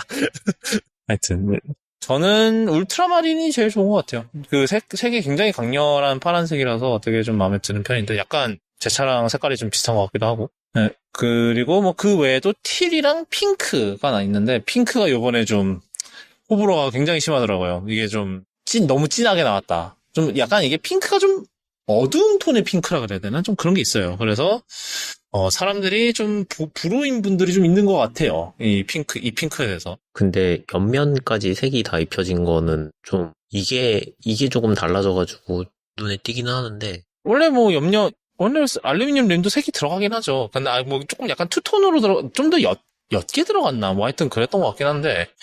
근데 이번에는 색이 거의 같게 들어가지 않았어요? 근데, 아니, 사실은 15는 보통 15까지만 해도 도리어 옆면이 조금 더 진했어요.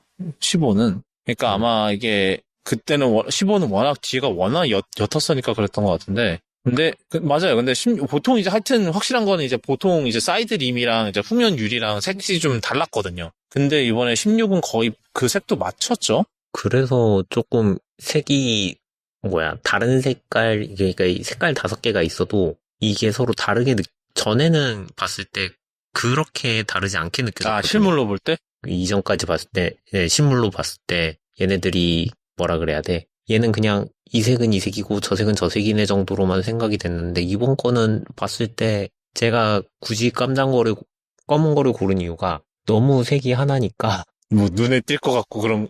네, 오히려 지금 이 5색깔, 그러니까 나머지 3개, 녹색, 핑크색, 파란색 요 3개가 너무 눈에 띄는 것 같아요. 뭐라 그래야 돼?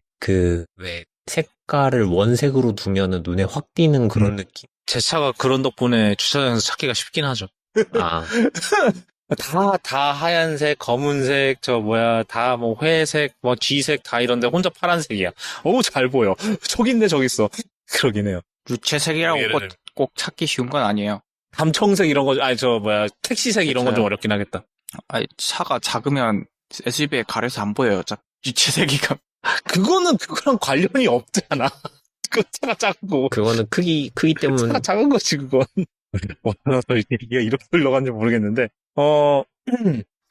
하여튼, 뭐, 색이 되게 진해졌고, 요번에. 그래서, 보통 그런 말을 많이 하잖아요.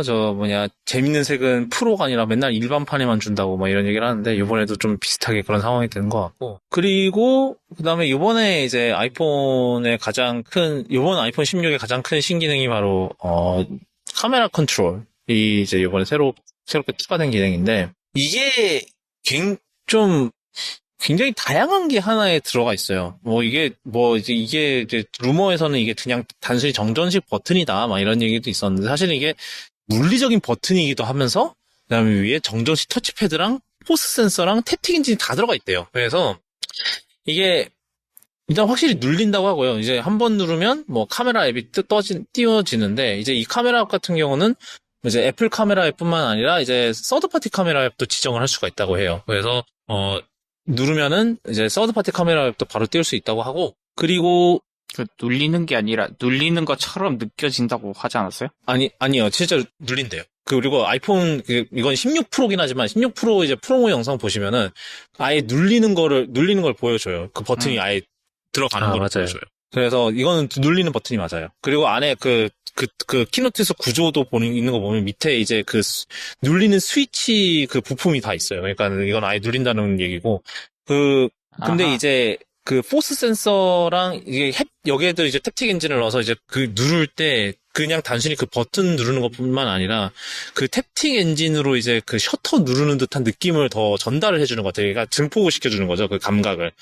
그 기능도 있고, 그 다음에 이제 포스 센서가 있음으로써 또 있는 게 이제 살짝 원래 지금은 이거 나중에 추가되는 기능이라고 하는데 완전히 누르지 않고 살짝 누르면 이제 포스 센서가 감응을 해서 반셔터 기능이 들어가요. 반셔터 느낌을 넣겠다. 반셔터를 누르면 이제 AF 락이 걸린대요. 근데 그 기능이 지금 또 소프트웨어 업데이트로 묻혀있고, 왜 이게 소프트웨어 업데이트로 빠졌는지는 알 길이 없지만, 뭐 하여튼, 그렇습니다. 그리고 애초에 그 기능이 휴대폰 카메라를 접한 세대나 아니면 휴대폰 카메라에만 익숙한 사람들한테 필요할까? 그리고 익숙할까는 참 의문스럽습니다. 그죠? 애초에 이분들한테는 반셔터라는 개념이 없고 그냥 휴대폰 스크린에 떠있는 버튼 눌러서 사진 찍는 분들인데, 물론 끄는 옵션이 있겠죠, 만약에 넣는다면. 디폴트로 아마 꺼져 있을 것 같아요. 그리고 좀 개념이 다르긴 하죠.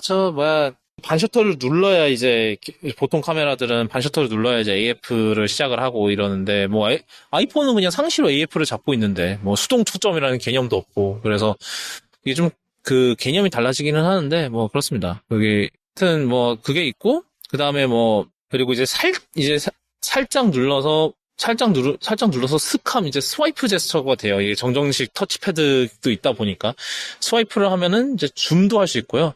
그 다음에 두 번 톡톡 건드리면은 뭐 다른 설정도 다 바꿀 수 있고, 여기 안에서 다 바꿀 수 있다 그래요. 뭐, 예를 들면은, 뭐 정방형 위치, 뭐 이런 것도 다 바꿀 수 있고요. 뭐 예를 들면 확대 수도 있고, 이제 이제 인물 사진 모드의 가상 심도 설정도 요걸로 할 수 있고, 노출값도 요걸로 바꿀 수 있고, 그리고 뭐 이따가 얘기하겠지만 이제 사진 스타일도 요걸로 바꿀 수 있고요. 그래서 이런 그러니까 카메라가 조작하는 모든 그런 이제 터치로 했던 일련의 과정들을 이제 다 이 하나의 인터페이스로 해결을 한다는 건데, 이제 뭐 핸즈온 해본 사람들에 의하면 이게 좀 감도가 이제 좀 이질적이다 보니까 좀 적응이 좀 필요하다고는 합니다. 근데 익숙해지면 편안할 것 같긴 한데, 조금 우려스러운 거는 이제 위치가 이제 우리가 세로로 지었을 때 오른쪽 아래에 있어요. 이게 이유는 알죠. 뭐 이제 가로로 찍었을 때 그 위치가 제일 편하거든요. 그 위치가 실제로 대부분의 이제 카메라는 그쪽에 오른쪽 위에 다 셔터가 있고. 근데 이게 세로로 찍을 때는 괜찮을까? 약간 그런 생각도 들고, 우리 카메라 이렇게 하듯이 이제는 폰을 이제 반대로 하고 이렇게 찍게 되려나 약간 그런 생각도 좀 들고 그렇긴 하는데, 이게 한 손 오른손으로 잡은 상태에서 이렇게 움직이는 게 이게 편할지는 잘 모르겠어요. 이거는 써봐야 알 것 같아요. 뭐 아니면 진짜로 그냥 반대로 해서 이렇게 하는 상황이 벌어질 수 있고, 진짜로. 뭐 하여튼, 네. 그래서 이게 사실 제일 큰, 요번에 이제 아이폰 16이랑 이따가 얘기하지만 16 프로의 가장 큰 기믹이 되지 않을까라는 생각이 좀 들어요. 저는 근데 이게 재밌을 것 같아요. 이제 사진 찍는 맛이 좀 더 있지 않을까라는 생각이 좀 들고, 그리고 새로 사진을 찍을 때 어떨지도 좀 궁금하고, 그렇습니다.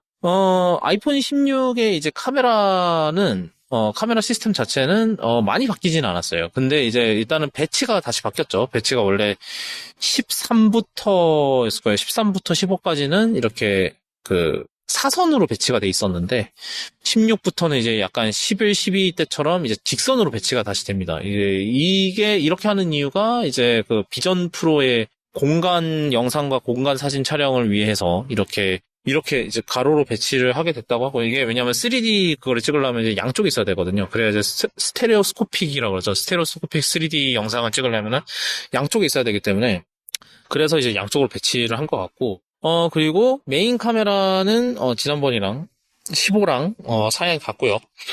4,800만 원짜리 사양 같고, 그 다음에 이제 초광각이 살짝 바뀌었습니다. 이제 센서는 같은지는 모르겠지만 일단 1200만 화소로 일단 화소수는 같고요.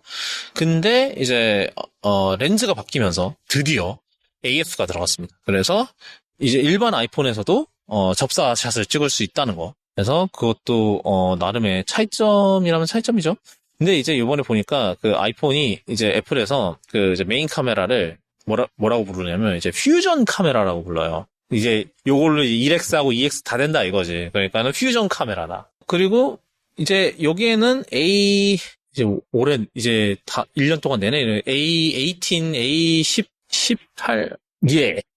저는 A18이라고 그러던데, 진짜 환장하는. 왜 거기다가 왜 욕을 붙여갖고, 하여튼 A18입니다 하겠습니다. 저희는 A18 프로세서가 나왔고, 이거는 이제 또 블루님이랑 확인을 해야겠지만, 제 생각에는 이게 아마 M4 코어 베이스일 것 같아요. 이제 원래는 보통 아이폰이 먼저 나오고, 이제 이 아이폰에 썼던 코어들을 기반으로 해서 이제 M 시리즈 칩이 나오게 되는데, 요번에 M4가 워낙 먼저 나와버려갖고, 그래서 제가 생각하기에는 이게 아마 M4랑 이제 CPU 코어랑 GPU 코어를 같이 쓰는 게 아닌가라는 생각이, 보통 애플은 같이 쓰거든요. 이 세대에 묶어서. 그래서 얘도 이제 2세대 3나노, 이게 아마 N3E인가요? 저 땅콩이 기억나세요? 1세대가 B였죠. 아우, 헷갈려. 왜냐면 아까 제가 얘기했지만 루나레이크가 제가 취재하고 온 거, 그게 N3B를 쓴다고 했던 것 같거든? 왜 N3B를 쓰는지 모르겠지만, 뭐 하여튼 그것도 블루님한테 물어봤어야 되는데, 뭐 하여튼. 남는 자리가 거기밖에 없었겠죠, 뭐. 그거, 근데, 셧다운 한다 그러지 않았나? 그거 효율 안 나와서? 모르겠네. 뭐 하여튼, A18는, N3E를 쓰고요. 그래서, 이제 N3B에 비해서 더 효율화된, 더 이제 개선된, 공정에서 코어를 만들어서 씁니다. 그래서, 여전히 똑같이 6코어 CPU고요. 그래서 아이폰 15 대비 30% 개선이 됐대요. 왜냐면 아이폰 15가 A16을 썼거든요. 17을 건너뛰었으니까. 그래서 30% 개선, 그 다음에 12가 뭘 썼니? 기억도 안 나네. A14였나 보다. A14를 썼나 보다. 이제 아이폰 12 대비 60%더 빠르다고 하고요. 그 다음에 이제 이번에도 그 전력 소모에 이런 거에 대해서 굉장히 이제 강조를 했는데 아이폰 15 대비 30% 전력 소모 개선. 비슷한 정도의 성능을 냈을 때 30%더 전기를 적게 먹더라. 이거는 물론 공정이 바뀌었기 때문이죠. 공정이 다르니까요. 심지어 아이폰 15는 A16이니까 그냥 4나노였니? 5나노였니? 5나노였을 거야, 아마 제 기억에. 그러니까 더 개선이 됐겠죠. 그 다음에 5코어 GPU를 쓰고요. 그 다음에 뭐 이것도 15 대비 40%더 좋다고 하고 12랑 비교해서는 2배가 더 좋다고 하고요. 그다음에 15 대비 35% 전력 소모의 개선이 있었다고 하고요. 여기에 이제 살짝 껴서 이제 크레이그 페데리기가 아이폰 발표에서 오랜만에 나와서 이제 애플 인텔리전스 얘기를 했는데 다뤄야 될까요? 애플 인텔리전스? 넘어가죠. 지금 나오지도 않았는데. 뭐 딱 하나 이제 아이폰 16만을 위한 기능이 하나 있어요. 저 카메라 컨트롤을 누르면은 그게 됩니다. 비주얼 인텔리전스가 된다고 해요. 그래서 이제 약간 구글 렌즈랑 비슷한 거예요. 그냥 찍으면은 이게 상황 확인해서 뭐다 이러고 이렇게 해주는 저 음식점을 찍으면은 음식점에다 리뷰도 아마 이거 애플 지도를 쓰겠죠. 리뷰 보여주고 바로 예약도 할 수 있고요. 공연 같은 거 찍으면은 이제 캘린더에다가 이제 넣을 수 있게 해주고, 그다음에 댕댕이를 찍으면 이제 이 댕댕이의 종이 뭐다. 이런 것도 알려주고요. 하여튼 근데 애플 인텔리전스는 내년까지도 우리나라에 예정이 예. 쉽지 않네. 그래도 내년에 넣어줄 줄 알았어, 내가. 하여튼, 네. 그렇고. 1차 출시도 몇 년 만에 됐는데요. 몇 년 만에 됐죠, 저희? 진짜 맨날 아마 아이폰 3GS 들어온 게 2011년 10년 그쯤 아닌가요? 아이폰 3GS가 2009년이요. 그땐 근데 애초에 2009년. 출시한다는 발표 자체가 11월에 했어요. 그러니까 원래 6월에 나왔는데 그 당시는 이제 6월에 나왔었거든요. 그 아이폰이. 그랬는데 애초에 걔는 나온다는 발표부터가 이미 그때였어요. 11월에 한 10월 달쯤에 발표를 해서 11월에 출시를 했어요. 그거는 정상 참작이라도 돼요. 그리고 제가 기억하기로 아이폰 4가 거의 9월 다 돼서 나왔던가, 그랬던 기억이 있는데, 하여튼. 그러니까 그 당시엔 더 심했어요, 옛날에는. 하여튼 근데 이게 조금씩 올라온 거죠. 조금씩 올라와서 좀 한 달에서 좀 머물다가, 이제는 3주? 빠르면 2주 만에 나오네? 이러더니 이번에 드디어 1차 출시국이 된 거죠. 예. 감동적인 스토리였습니다, 여러분. 하여튼, 그래서, 네, 애플 인텔리전스는 당분간, 사실 제가 그래서 디에디트에다가 기사 올릴 때도, 아예 애플 인텔리전스를 뺐어요. 유튜브에서는 얘기하셨던데, 어차피 한국에도 안 들어오는데 그냥 쓰지 말죠. 쓰지 말자라고 마음을 먹고 아예 애초에 처음부터 깠어요. 어차피 애플은 이번에 아이폰 16이 이제 애플 인텔리전스를 위해서 처음부터 개발된 폰이다 이렇게 광고를 하던데 그럼 뭐예요? 우리나라에 애플 인텔리전스가 없는데.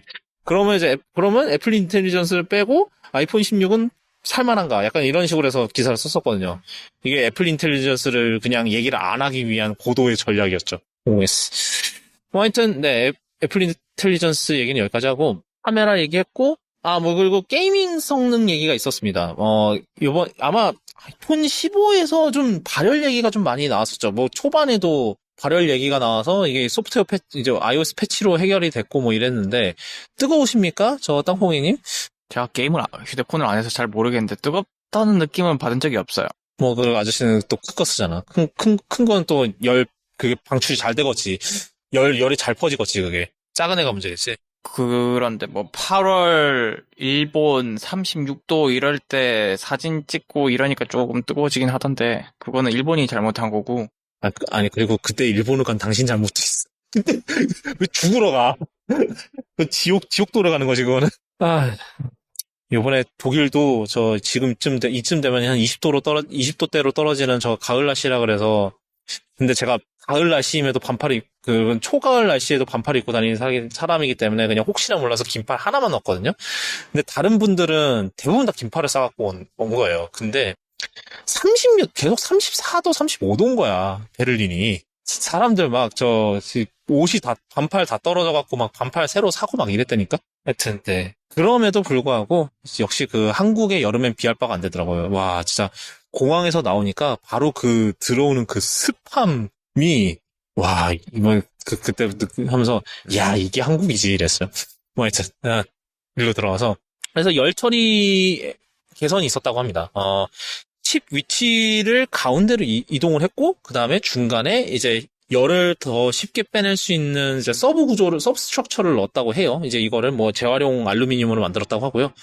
그래서, 열이 지속 성능이 더 증가를 했다. 지속 성능이라 하면은 계속해서 갈굴 때 얘가 열을 받아서 스로틀링을 거냐, 안 거냐 그 얘기거든요. 그래서, 지속 성능이 더 향상이 됐다. 그렇게 얘기를 하고 있고요. 공간 촬영, 이건 아까 얘기했고. 그렇게 해서 나왔고, 가격은 우리나라가 지금 125만원부터고요. 아이폰 16 이제 기본형 아이폰 16이 그 128기가짜리 거예요. 아이폰 16 플러스가 135만원부터입니다. 그래서 둘은 가격 이번에 정말 불안했는데요. 그 환율이 계속 왔다 갔다 해서 불안했는데 다행히도 가격이 동결이 됐어요. 이게 다행이라고 해야 되는 건지 모르겠는데 일단 다행이라 합시다. 하여튼 그리고요. 그 다음은 이제 16 프로 얘기를 해봐야 되는데, 16 프로는 제가 이제 좀 약간 16을 기반으로 해서 바뀐 것들 위주로 이런 식으로 얘기를 해볼까 해요. 일단은, 화면이, 이것도 루머에 돌았던 내용이지만, 화면이 조금 더 커졌어요. 그래서 아이폰 16 프로는 원래 6.1인치였는데 6.3인치로 살짝 커졌고, 16 프로 맥스는 6.7에서 6.9로 살짝 커졌습니다. 조금씩 커졌는데, 애플 말에 따르면은, 그럼에도 불구하고, 기기가 자체가 커지는 거를 최대한 막기 위해서, 베젤을 엄청나게, 베젤을 또 좁혔다. 이렇게 얘기를 해요. 그래서, 실제로 그런 핸즈온 사진들 보면은 베젤이 굉장히, 좁게 굉장히, 이제는 진짜 디스플레이랑, 이제 사이드랑 거의 붙어 있는 듯한 모습이긴 하더라고요. 참 그거 보면서 저 블루님 저 컬러 스케일 그 보호필름 보호율이 어떡하냐 싶었어요. 안 그래도 15에서도 단차 생길 수 있다 단차였나 하여튼 좀 오차 있을 수 있다 이런 얘기 했었는데 이 16은 더 심각한데 이거 이러면서 그랬고요. 혹시 이거 화면 커지면서 해상도가 추가된 건가요? 아니면 그냥 베젤만 깎여서 해상도는 딱히 안 바뀐 건가요? 아마 비율이 달라져서 아마 이게 위로만 살짝 커졌을 거거든요. 아마 봐야겠다. 이거. 그러면 개발자들 눈물 나겠네. 요즘은 근데 대부분 다 오토 레이아웃으로 해서 이제는 꽤 상관없긴 하겠죠. 예. 그리고 요즘은 이제 다 애플이 열심히 스위프트 UI를 열심히 푸시를 하고 있기 때문에 스위프트 UI가 아마 그런 거를 다 감안해서 나오는 거라서 푸시라고 쓰고 강제로 안 하면 쫓겨난다. 옛날에 요즘도 쫓겨나나? 옛날에 안 쫓겨났던 것 같은데. 해상도가 일단은 PPI 똑같고 15 프로 맥스가 2796에 1290이고요. 그다음에 16 프로 맥스가 2868에 1320이나 이게 세로도 살짝 커졌구나. 그러면 이게 화면 비율이 어떻게 되나?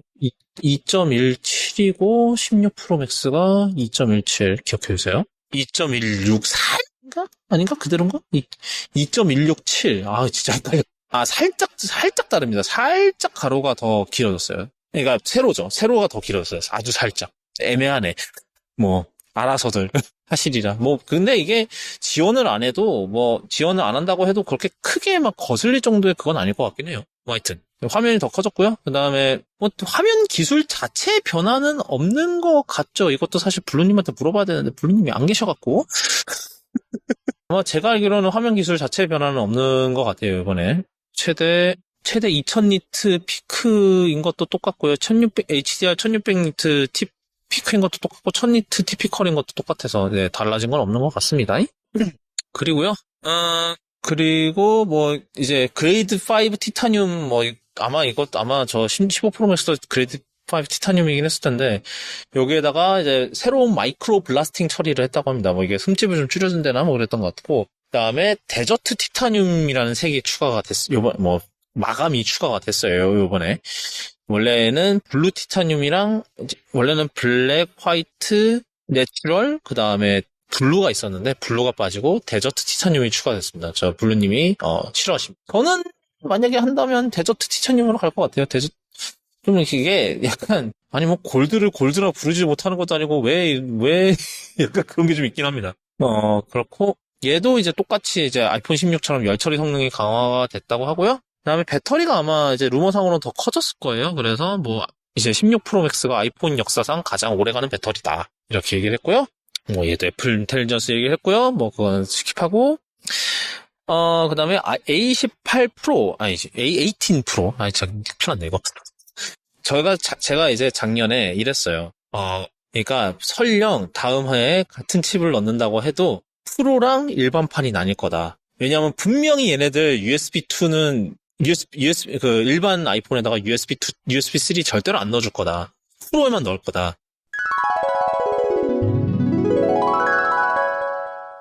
이제 제 이론을 얘기할 때가 왔군요.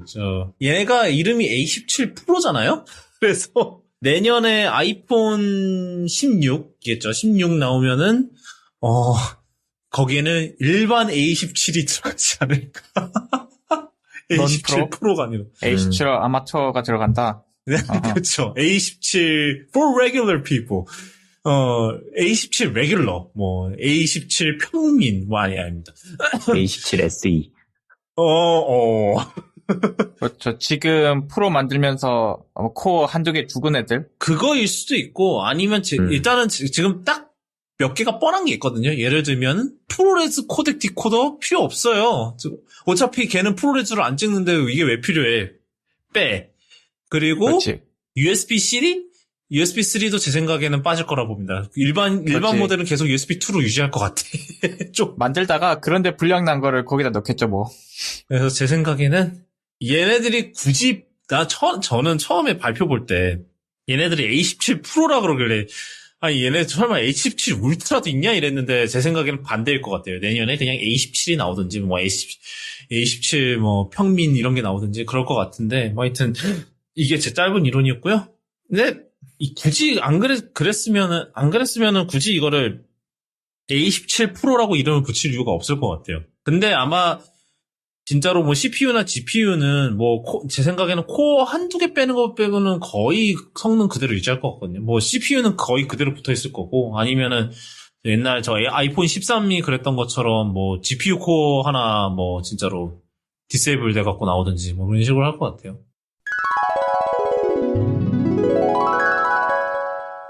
제 말이 맞았습니다. A18 프로라는 게 따로 있고요. 그 CPU 코어랑 이제 뉴럴 엔진은 똑같고 이제 여기에다가 근데 이제 그 CPU 같은 경우는 A18 대비로 캐시가 더 빠르다고 그러니까 캐시를 더 넣어줬다고 해요. 그러니까 뭐 이제 그 L2 캐시 이런 거겠죠. L2랑 L3 캐시가 다르다고 하고 그 다음에 이제 GPU가 코어 5개에서 6개로 늘어나고요. 이제 아마 아이폰 15 프로랑 비교해서 20% 더 빠르다고 하고 그 다음에 미디어 엔진 들어가고 이제 디스플레이 엔진이라 그래서 이제 상시 표시형 디스플레이 AOD랑 저 프로모션 관장하는 이제 그 디스플레이 컨트롤러가 또 있고 USB3 그리고 신형 ISP는 아마 근데 이건 아이폰 16랑 A18이랑 똑같을 거고 그래서 하여튼 네 A18 프로라는 칩을 따로 만들었습니다. 뭐 제 예상대로 제 군의질이 성공을 한 거죠. 뭐 그러니까 이게 우리 이제 저 테크 널드들이나 저 125만 원이나 되는 폰에다가 뭐 60Hz 쓰고 60Hz 아직도 60Hz고 아직도 USB2냐 이러지만 사실은 일반 아이폰을 사실 분들 그러니까 그런 거를 상관하시는 분들은 보통 프로를 사시고요. 그런 거를 별로 상관 안 하시면은 그냥 이제 일반판을 사신 건데 왜냐하면은 대부분의 사람들은 밑에 USB 포트를 충전 용도로만 쓰십니다. 대부분 뭐 거기에 꽂아서 뭐 데이터 전송을 하거나 특히 요즘은 안 그래요. 요즘은 그렇기 때문에 네. 사실 60Hz는 90만 넣어줘도 좋겠다 싶기는 하지만 그래도 USB2는 저는 그럴 수 있다라는 생각이긴 해요. 네.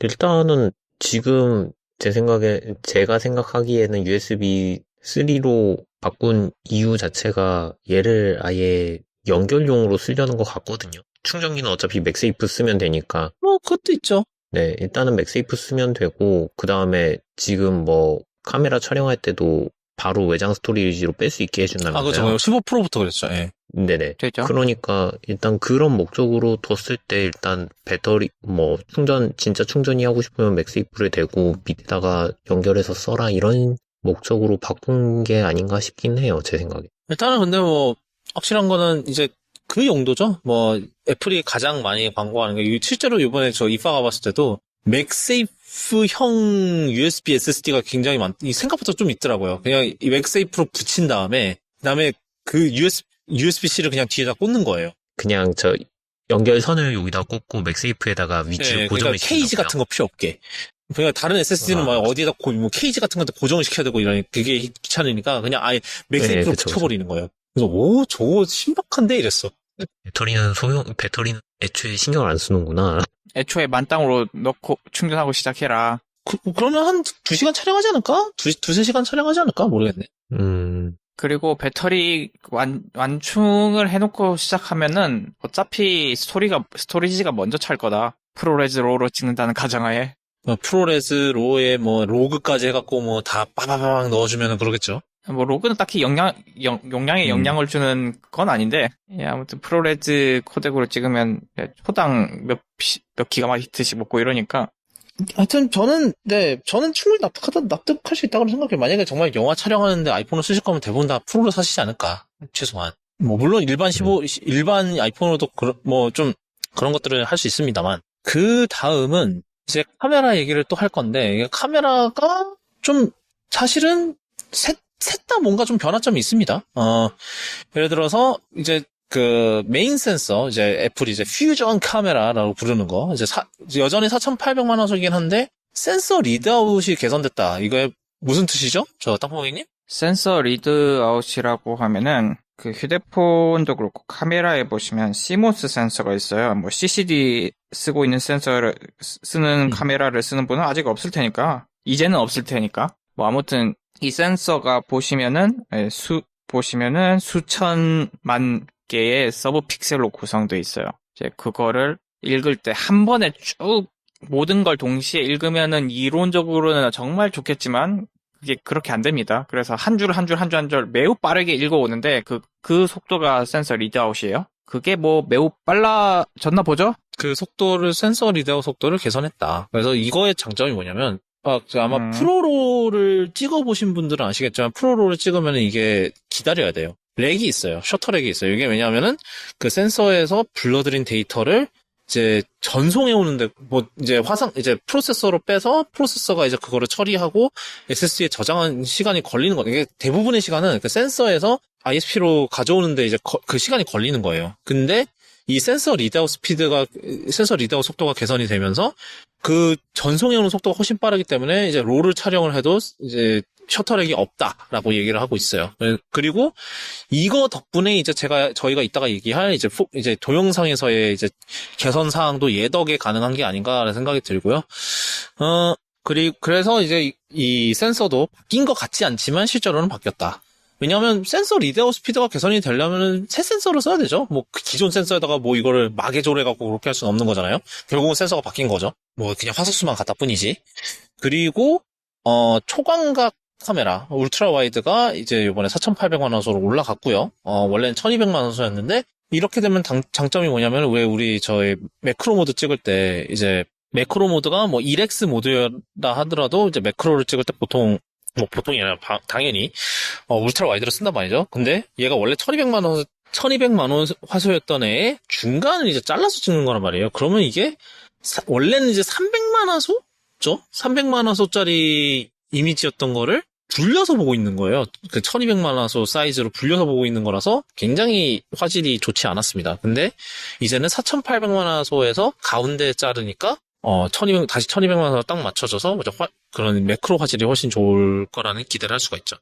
그리고 마지막으로 이제 작년에 15 프로 맥스에서 나왔던 5배 테트라 프리즘 카메라가 이번에 16 프로에도 적용이 됩니다. 16 프로 맥스 이제는 그래서 프로랑 프로 맥스가 카메라 차이가 없어요. 작년에 이제 15 프로랑 15 프로 맥스는 카메라 차이가 있었는데 그래서 그것도 개선이라면 개선이죠. 이거 어떻게 구겨 넣었나 싶어요. 근데 제 생각에는 지금 16 프로가 꽤 무거워졌어요. 그 원래 15%, 왜냐면 15%때 이제 티타늄을 적용하면서 굉장히 가벼워졌다 광고를 했잖아요. 근데 그 요번에 이제 16%가 12g이 늘었는데 그래서 아마 제가 알기로는 저 14%랑 거의 8g 정도밖에 차이가 안 날 거예요. 그래서 제가 생각하기에는 이거 테트라프리즘 넣느라고 이렇게 무거워진 게 아닌가라는 생각이 좀 들기도 하고, 그래서 카메라는 그렇게 돼 있고, 뭐 카메라 컨트롤 당연히 이제 16처럼 들어가고요. 그 다음에 이제 사진 스타일 얘기를 여기서 했는데, 이 새로운 사진 스타일은 16에도 적용이 됩니다.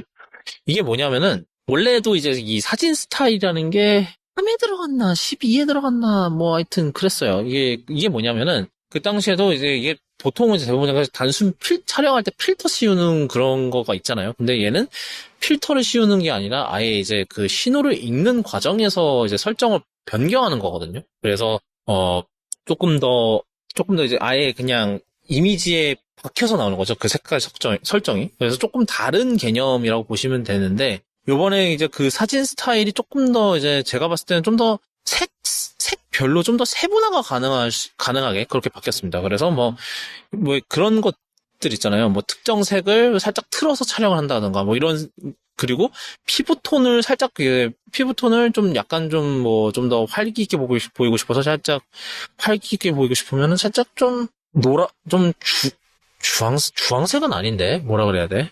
하여튼 그래서 피부톤 보정이나 이런 것도 다 가능해졌고, 그러니까 촬영 단계에서부터 보정을 할 수 있고, 그 다음에 옛날에는 사진 스타일이 일단 사진을 찍으면은 사진 스타일이 락이 됐어요. 바꿀 수가 없었는데 이번에 이제 16이랑 16%부터는 사진을 촬영하고 나서도 이제 사진 앱에서 바꿀 수 있습니다. 그만큼 사진을 촬영할 때 그 관련 데이터도 다 저장을 하고 있다는 소리가 되겠죠. 그래서 뭐 요번에 이제 JPEG 엑셀이라는 뭐 새로운 포맷을 도입했다라는 얘기가 있는데 이거의 그거일 수도 있겠다는 생각이 좀 들고, 비디오에서 이제 아까 제가 얘기한 이제 메인 카메라의 리드아웃 스피드 개선 덕에 가능한 게 이제 바로 4K 120프레임 촬영이 지원이 됩니다. 그래서 이거 같은 경우는 그냥 슬로우 모션이죠. 슬로우 모션을 이제 4K 해상도로 찍을 수 있다는 건데, 프로레스랑 로그를 이제 외장 스토리지로 이제 촬영하는 것도 지원을 해요. 이제 이게 4K 120을. 그 다음에 촬영하고 나서 사진 앱에 들어가서 프레임 속도를 바꿀 수가 있어요. 뭐, 옛날 이제 슬로우 모션 찍으면 무조건 이제 그게 있었거든요. 고정적으로 이제 몇 배속으로만 재생되게 이게 있었는데, 이제 16%부터는 이 배속을 지정을 할 수 있게 됐습니다. 그래서 원하는 배속으로 지정을 할 수 있어요.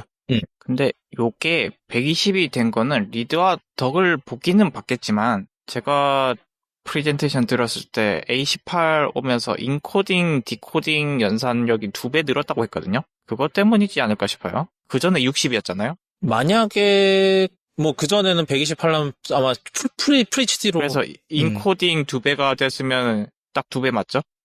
뭐 아니면 뭐 그럴 수도 있죠. 만약에 뭐라 그래, 다른 카메라에서도 이제 4K 120이 지원된다고 하면 아마 ISP 덕이 더 맞을 가능성이 높죠, 사실. 뭐 그럴 수 있겠네. 그리고 그 다음에 마이크가 뭐 스튜디오급 마이크가 좀 더 개선이 됐다고 하고요. 그리고 요번에 이제 또 이제 도입된 기능이 오디오 믹스 기능이 있습니다. 그래서 이거는 뭐냐면은 이제 우리가 동영상 이제 영화나 이런 걸 촬영할 때 왜 영화를 촬영하는데 아이폰의 기본 마이크를 쓰시는지는 잘 모르겠지만, 촬영을 하면은 이제 그 마이크에서 수음한 신호랑 그다음에 AI 이런 걸 곁들여서 이제 뭐 사운드의 그 지향성이나 이런 걸 지정할 수 있다고 해요. 예를 들면은 뭐 인프레임 모드는 이제 이 프레임 안에 있는 사람들만 소리가 우리가 예를 들어서 이제 밖에서 누가 이렇게 얘기를 하더라도 이 인프레임 모드에서는 이 사람의 목소리는 컷이 되는 거죠. 그다음에 뭐 그 외에도 약간 후시 녹음한 듯한 더 또렷하게 더 또렷하게 이제 그 대사를 부스트해주는 기능도 있고, 하여튼 그런 기능들도 많이 들어갔어요. 그리고 음성 메모 앱도 이제 뭐 업데이트가 있을 예정이라고 하는데, 이제 멀티트랙 녹음을 지원한답니다. 예를 들어서 뭐 내가 무슨 악상이 떠올라서 뭐 기타로 이제 뭐 반주를 치면서 녹음을 했어요. 그 다음에 여기다가 보컬을 씌우는데 그냥 그 백그라운드에 이제 미리 먼저 녹음을 해놨던 반주를 재생하면서 그 반주를 들으면서 이제 녹음을 하는 거예요. 그 다음에 나중에 이거를 합치를 할 수 있다고 하고, 음성 메모 내에서. 그래서 좀 그런 기능들이, 많이 들어간다고 합니다. 뭐, 그렇고요. 근데 이게 이제 아이폰 16 프로인데, 뭐 일단은 저 땅콩에는 저 15% 맥스 안고 죽겠다고 했으니까 일단 빼죠. 뭐 어차피 근데 솔직히 이게 사실은 15냐 16이나 둘 다 막 이거를 바로 1년 내 폰 산지 1년밖에 안 됐지만 바로 업데이트 해야겠다 약간 그런 것들은 없어요. 솔직히 맞죠? 저 1년 가지시면 요즘 시대에 그런 게 있으면 안 돼요, 사실. 물론 USB-C는 좀 굉장히 예외적인 경우였고, 그리고 사실은 일반 15 쓰시는 분들은, 일반 15를 쓰는 미국 분들은 저 애플 인텔리전스 때문이라도 갈아타야 될 수도 있겠구나. 왜냐면, 그죠. 그분들은 좀 잘못된 선택을 하셔가지고 그렇게 된 거고, 좀 아쉽긴 하지만, 사실 요즘 시대 1년마다 아이폰 바꾸는 건 말이 안 될 정도로 그냥 이미 워낙에 완성도가 높아서 그거는 정말 비추고, 딱히 15 프로에서 넘어갈 이유는 없어요. 그쵸. 아니, 뭐, 제가 하고 싶었던 말은 그런 분들이 있다 하더라고요. 저 1년만 업그레이드해서 팔고 업그레이드하고 하는 게, 결론적으로는 돈이 더 싸게 든다는 그런 얘기 듣긴 합니다. 믿거나 말거나.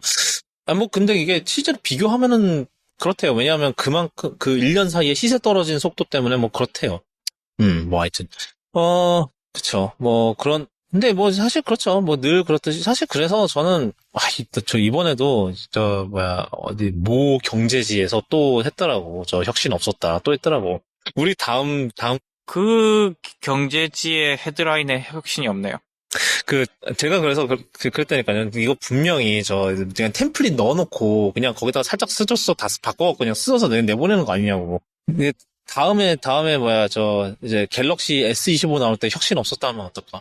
광고가 끊깁니다. 하여튼, 네. 하여튼, 이제는 그렇죠. 뭐, 매번 바꾸는 것도 좀 그렇기는 한데, 일단은 그래도, 저는 이게 카메라 컨트롤이 어떨지가 제일 궁금하긴 해요. 이게, 올해의 기믹은 카메라 컨트롤인 것 같은데, 뭐, 올해의 기믹이 될지, 실제로 정말, 좋은 게 될지는 지켜봐야겠지만, 근데, 하여튼. 맞다. 저 아이폰 16에 동작 버튼 들어간다는 얘기를 안 했네? 네, 동작 버튼이 들어가요. 네, 그거 스위치 대신에. 그리고 하나 더 있어요. 맥세이프 25W. 맞네. 맞습니다. 그 맥세이프 충전기가 새로 나왔어요. 근데 16이랑 같이 쓰면 최대 25W까지 충전이 가능하고요. 근데 이거는 물론 이제 25W보다 더 높은 와트수, 그러니까 30W 이상의 충전기를 사용해야지 이제 25W까지 풀 파워로 낼 수 있다고 하고, 이렇게 되면은 거의 유선 충전 속도에 가까워졌어요. 왜냐면 유선이 제가 알고 27W가 그렇거든요. 아이폰 지금 유선 USB PD로 최대로 뽑는 속도가 제가 알기로는 27W 정도인 걸로 알고 있어서 거의 그 속도에 근접을 했어요. 근데 당연한 얘기지만 순간적으로 25W를 낼 수 있다고 했지 유지된다고는 절대 얘기 안 했습니다. 물론 애플은 50%까지 30분 충전 보장을 하고 있긴 합니다. 이것도 아이디일 컨디션 어쩌고저쩌고 이거긴 하겠지만, 일단은 50분까지는 50% 반까지는 30분 보장, 한 30분 한다고 이렇게 명시를 하고 있긴 해요.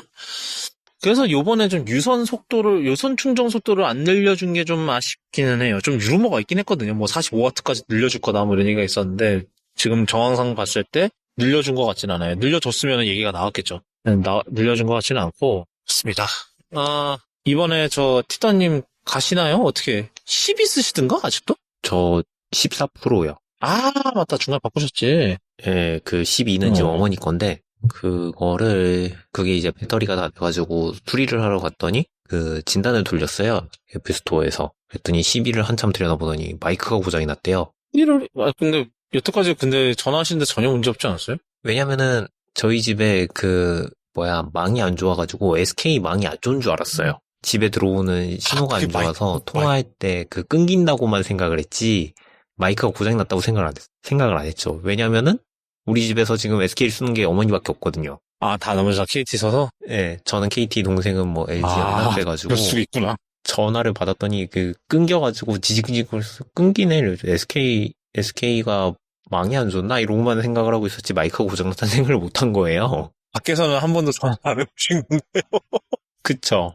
웬만하면은 저가 전화 걸 때 어머니는 집에 계시니까. 그리고 이제 밖에 계실 때는 웬만하면 이어폰으로 통화를 하시니까 더 모르셨구나. 마이크가 고장난 걸, 네, 모를 수밖에 없죠. 그래서 이제 그걸 수리하면 얼마예요? 이랬더니 전면 디스플레이를 다 갈아야 된대요. 그래서 40-50은 나올 것이다. 그래. 그럼 안 고칠래요? 이러고 나와서 일단은 이 얘기를 왜 했냐. 그래서 이제 14%를 어머니께 드리고 제가 넘어갈까? 이러고 지금 각을 재고 있는데 역시. 일단 어머니가 거부하고 계시기는 합니다. 갤럭시를 쓰고 싶으시다고. 이제, 일단은 그래서 네, 저희 아버지도 11 프로 맥스를 쓰시거든요. 제가 옛날에 쓰던 겁니다. 저도 다 상황이 비슷해요. 근데, 그래서 슬쩍 떠봤어요. 바꿔줄까? 이랬는데, 괜찮으시대요. 어떻게 괜찮으신지 잘 모르겠는데, 일단 괜찮으시대요. 그래서 제 생각엔 이러다가 저 11 프로가 그거 아예 공식 지원 목록에서 빠질 때까지 쓰실 것 같아요. 좀 그러시는 분들도 있더라고요. 그래서 주변에 보니까 아직도 10S 쓰시는 분도 계시고. 테네슨도 요번에 iOS 18 지원을 하죠. 하여튼 괜찮대요. 괜찮으시대요. 그래서 그래요. 그래서 왜냐면 또 이거 이제 14 프로 드리려면은 이제 배터리를 아마 갈아야 될 거예요. 이게 배터리가 83%밖에 안 돼. 이게 또 근데 애플에서 안 갈아줄 거야 아직은. 79% 떨어질 때까지 존버하십시오 휴먼 이럴 거란 말이야. 그래서 좀 어떻게 할지 고민 중입니다. 또 이거 아버지 거를 바꿔드릴지. 근데 어차피 그 11 프로는 그거 해봤자, 저 트레이딩 해봤자, 재활용 감사하십시오. 재활용 해드릴게요. 휴먼 이럴 거 아니야? 그쵸. 재활용해드리겠습니다. 응. 무료로. 우리 아니었으면 너네 이거 어떻게 재활용했니? 이러면서. 구청에 3,000원 내고 반납할 거야? 이것도 아니고 우리가 무료로 해줄게. 그래서 좀 고민 중입니다. 만약에 저는, 하여튼, 그러면 결론적으로, 티덤님 16 프로를 사시는 거고요. 이러나 저러나. 일단은 각을 재고 있습니다. 저 안 되면, 14 프로를 파시고. 14 프로를 파시고, 그 차익으로 갤럭시를 사드린 겁니다. 그 차익으로 뭘 살 수 있지? 제가 그 트레이드인을 봤는데, 요번에 트레이드인 생각보다 잘 쳐주더라고요. 저 트레이드인 14 프로가 60만 원이야. 잘 쳐주는 건가? 얼마라고요? 뭐가 얼마? 저 14 프로가 60만 원, 60만 원? 62만 원? 그렇게 쳐주더라고? 애플에서? 그러면 중고로 온 당근나라 가격을 한번 볼까요? 당연히 중고나라에 비하면 당연히 떨어지죠. 당연히 떨어지고, 이제 민티시나 이런. 근데 떨어지는 게 맞는데 어느 정도 떨어지냐에 따라서. sure. 얘기하고 있어봐요. 당근나라 뒤집어봅시다. 나는 민티스를 보고 있어요. 민티스의, 14 플러스 말고요. 민티스의 14 프로에 내가 256이었으니까. 민티스는 81만원. A등급 81만원. 그렇구나. 저 256. 네. 근데 또 배터리 상태 안 좋다고 까이고 이럴걸? 보자. 그러겠지. 그러게 80, 90 왔다 갔다 하는 것 같은데 근데 공식 트레이드가 65 같으면 나쁘지 않네요? 그리고 민티시 지금 81이 뜨거든요? 야, 90, 어차피 중고 시세가 90이면 그냥 그런 거 중고 거래에 대한. 근데 민티시 80 그렇게 뜨면은 거기서 한 5만원에서 10만원 빠져요. 거기 절대 그 최상급 안 줍니다. 나 근데 옛날에 12 프로 맥스 그때 옛날에 샤워하다가 침수된 적이 있거든요. 그래서 페이스 아이디가 완전히 먹통이 됐는데 그때 그 해는 내가 하필이면 까먹고 애플 케어도 안 들어놨었던 때였어요. 근데 그거는 침수는 사실 그 사용자 그거가 과실이 돼버려서 그냥 생으로 내야 되거든, 돈을. 그래서 약간 그것도 핑계긴 했지만 13%로 갔는데 그래서 민티스 시도를 당연히 이거 애플한테 들고 가면 당연히 페이스 아이디 고장났으니까 너니 무료 재활용 당첨이거든, 보나마나. 그래서 민티스에 슬쩍 들고 가서 해봤는데 정도로 그냥 끝난 거예요. 그래서 그냥 거기다 바꾸더니 했어. 이건 논란이다. 그건 그렇게 인식을 한 걔네들이 잘못한 거지. 거기 침수 체크하는 란이 없었나? 그런 건 없어요. 그냥 얘네들이 그냥 그걸로 확인을 해. 내 기억엔 그랬을 거예요. 그래가지고 고장이 있는 것만 없는 것만 확인하고 그래서 페이스 아이디 안 된다. 어쨌든 페이스 아이디만 안 된다고 얘기를 했고 확인했으면 그러면 문제 없겠죠? 그리고 침수 라벨은 까지 않는 이상 모르니까. 그리고 아마 민티 같은 경우는 그런 거 거래를 워낙 많이 하니까 만약에 그런 이제 가끔씩 그런 거 나오면은 아마 똥 밟았네 이러면서 그 정도 로스 처리할 수 있는 마진은 나올 거예요, 얘네들이 사실은. 한두 대 정도 그렇게 잘못해서 뭔가 로스 처리될 수 있는 그런 왜냐면 이게 사실 결국은 기계가 하는 거니까 기계가 완벽하진 않거든요. 그러니까 절대 최상급을 안 주죠. 그거 감안해서. 그것도 틀린 말은 아니긴 한데. 근데, 하여튼 그렇습니다. 그래도 B등급도 78만 원이야. 나쁘지가 않아, 지금. A가 81이고, B가 78이고, C가 63. C에 비해서 C가 많이 내려간다. 아마 B에서 C부터는 뭔가 좀 문제가 좀 있는 애들 그런 거 기준인가 보다. 뭐 하여튼, 네. 뭐 하여튼 그렇습니다. 내가 이거를 170만 원에 샀었구나. 169만 4천 원? 이거 출고가라는 게 개기준인가 보다. 통신사 출고가 기준인가 보다. 뭐 하여튼. 그래서 16%를 사시면 어떤 걸로 사실 생각이시죠? 티점. 저는 일단 256기가로 살 거고, 칼라는 내추럴 한번 사보지 않을까 싶은데요. 내추럴? 저도 15였으면 내추럴, 약간 내추럴이랑 데저트 사이에서 좀 고민이긴 해요. 근데 땅콩이 아저씨한테 좀 궁금한 게, 그래서 프로맥스를 1년 쓰셨잖아요. 예? 손목 예? 멀쩡한데요? 15 프로맥스 살 때, 근데 손목 아작나는 거 아니고 막 맞다. KST5까지 쓰면 손목이 아작날 수 있다 그랬었지, 그때. 근데 지금 결국엔 쓰고 있는데 멀쩡해요. 결국, 애플 케어가 그거라며, 케이스라며, 어떻게 된 거야? 케이스긴 한데, 제가 센터를 한번 2번 왔다 갔다 하니까 그게 너무 귀찮아가지고, 그리고 센터 가는 것도 돈이 드니까, 유리 몇 번 깨트렸어요? 그냥, 한 번 깨먹고, 또 한 번 고치고 나서 일주일도 안 돼서 등산 갔다가 좀 앉아 있었는데 살짝 떨어뜨렸어요. 그렇게 높은 위치도 아니었는데, 잠깐 가슴 팍해서 순간 놓쳤는데, 영 안 좋은 곳에 직각으로 돌에 찍혀가지고. 그런 일은 있을 수 있습니다. 이 높이에서 왜 깨져? 깨지. 그래가지고, 옆에서, 너무 경악을 하는데 나는 너무 웃겨가지고. 아무튼 고치면 되긴 하는데. 그거 한 번 할 때마다 10몇만 원씩 나가지 않나? 그리고? 본인 부담금 4만 원일걸요? 아파는? 많이 줄었네? 이제 맞아. 15%부터 앞에만 뗄 수 있지. 맞아. 앞판만 하면 4만 원이고, 이제 뒷판까지 같이 깨지면 10몇만 원일 거예요, 아마. 근데 이제 15%부터 아마 뒷판을 따로 뗄 수 있어서 조금 더 싸졌을 거예요. 옛날에는 진짜 기기 전체 값이었나 그랬었는데. 그리고 또 앞판 깨질 때 영 안 좋게 깨져가지고, 이제 보드가 좀 휜다 이러면은 전체를 갈아야 돼요. 이제 좀 세게 충격을 받으면은 아예 다 갈아야 돼서 10몇만 원 나올 수 있어요. 앞판 깨져도. 재수없게 돼서. 그렇지. 가운데 하필이면 보드 있는 그쪽으로 딱 떨어져서 얘가 그걸 같이 휘어버릴 수는 있지. 휘어가지고. 맞아. 그럴 수 있지. 휘거나 아니면 배터리가 손상이 되거나 그러면은, 직원이 처음 깨졌을 때 보고는, 이거 좀 충격이 세서 보드 휘었는지 봐야 된다고. 그러면 다 갈아야 된다고 하더라고요. 오쉣. 애플 케어가 있으니까 그나마. 하여튼 그래서 그 뒤로, 10몇만 원과 그 다음에 계속 애플 스토어 왔다 갔다 하는 그 수업료를 내시고 결국은 케이스를 사셨군요, 결론적으로. 그게 제가 또 방구석에만 있을 때는 상관이 없는데 야외 운동을 하기 시작하니까 이거 안 되겠다. 운동맨 다 되셨다니까. 아까도 애플워치 얘기, 디스코드에서 애플워치 얘기 잠깐 하는데, 이제는 일반 애플워치는 이제 거들도 보지도 않으세요, 이제. 가민이 왜 팔린지 안다니까요? 아니, 내가 인천만 찍고 와도 애플워치 울트라의 배터리가 한 40~50% 빠진다니까요? 그거 이게 열받아서 그런 거 있지 않을까? 그쯤 되면. 이게, 트래킹할 때 뭐랑 연결하는 게 있어요?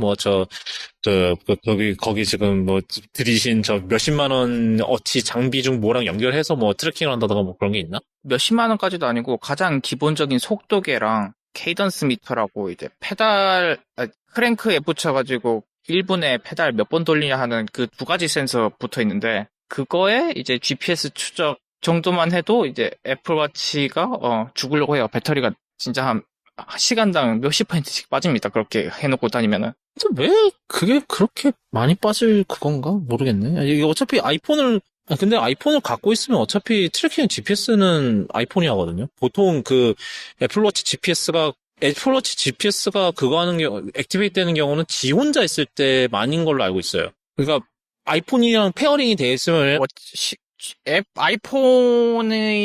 아이폰은 그냥 가만히 있던데 아이폰에서 GPS를 트래킹했으면 이제 보통 이제 등에 아이폰을 넣는데 이제 왜냐면 자전거 수트는 등 쪽에 고주머니가 있습니다. 그러면 이제 등 쪽이 뜨뜻했겠죠? 근데 그런 거 전혀 없고 아이폰 배터리는 거의 달지도 않았기 때문에 애플워치가 한 게 맞아요. 근데 이제 보통은 GPS를 걔는, 그 애플워치는, 아이폰은 전용 코프로세서가 있으니까, 옛날에는 하여튼 그랬어요. 옛날에는 그 GPS, 애플워치 GPS가 달린 이후에도, 아이폰이랑 페어링이 돼 있으면 아이폰의 GPS를 쓰고, 아마 그때는 아이폰 GPS가 더 정확해서 그랬을 거예요. 애플워치보다. 그리고 잡는 것도 더 빠른 편이고. 뭐 지금은 워치 울트라는 생각해보니까 듀얼 밴드 GPS고 이러니까 좀 상황이 좀 다를 수도 있는데, 보통은 폰 GPS를 먼저, 왜냐하면, 당연히, 얘기하셨듯이, GPS라는 게 워낙 배터리를 많이 먹는 물건이기 때문에, 아이폰 거를 먼저 쓰는 게 아마, 워치에 그거에도 나올 거고, 약간 그런 거였던 것 같은데, 하여튼, 그거는 좀 확인해 봐야겠네. 하여튼. 그래. 네, 워치를 먼저 쓰는 게 맞아요. 왜냐면, 모든 게 다 떨어졌을 때 자전거 탄 사람들한테 마지막으로 쓸 수 있는 지도 트래커는 휴대폰이기 때문에 휴대폰 배터리는 최대한 아껴야 당신이 페달 밟는 걸로 핸드폰 충전을 못해요? 그러면 저항이니까 속도가 줄어들겠죠?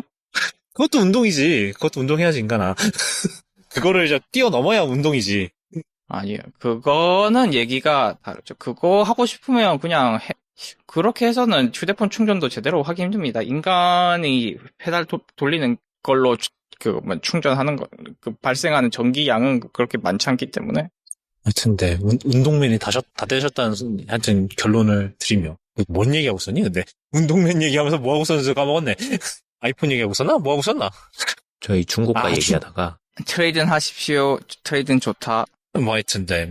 하여튼, 민티지 생각보다 괜찮더라. 근데 어디서, 어떻게 하면 그렇게 얘기해가지고, 하여튼. 그렇습니다. 그것도 물어보고 있었구나. 저 15 프로맥스 케이스, 안 돼. 하여튼, 15 프로맥스 살만하다?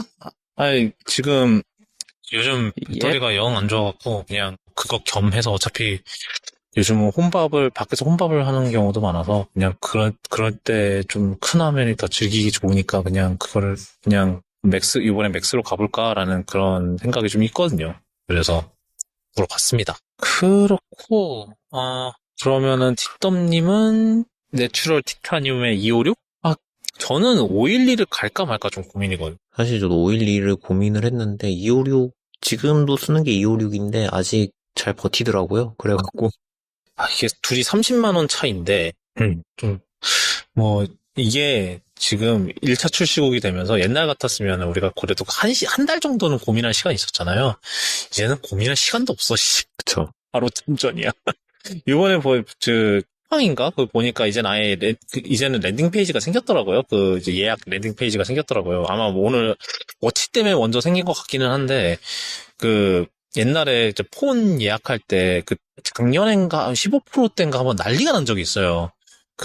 완전 쿠팡 터지고 난리가 나갖고, 그때 제 지인은 누구 거 사줘야 되는데, 들어가 구경도 못 해봤다. 그래서 결국 눈물을 먹을 거 궁금해서 사시고 막 이랬었는데, 올해는 좀 어떠려나? 올해는 좀 작년에 15% 가신 분들이 많아서 올해는 좀 널널하려는지 아니면은 이번에도 생지옥을 맛보게 될지 참 두렵기도 하네요. 어디서 해야 될지 잘 모르겠고. 하여튼 오늘 여기까지 합시다. 푸드캐스트는 아시다시피 애플 팟캐스트랑 팟빵, 네이버 오디오 클립 그리고 스포티파이, 유튜브에서 들으실 수 있고요. 오늘 다뤘던 내용 구독.me/캐스트/217이 될 거예요, 아마. 아까 에피소드 번호를 바꿔서.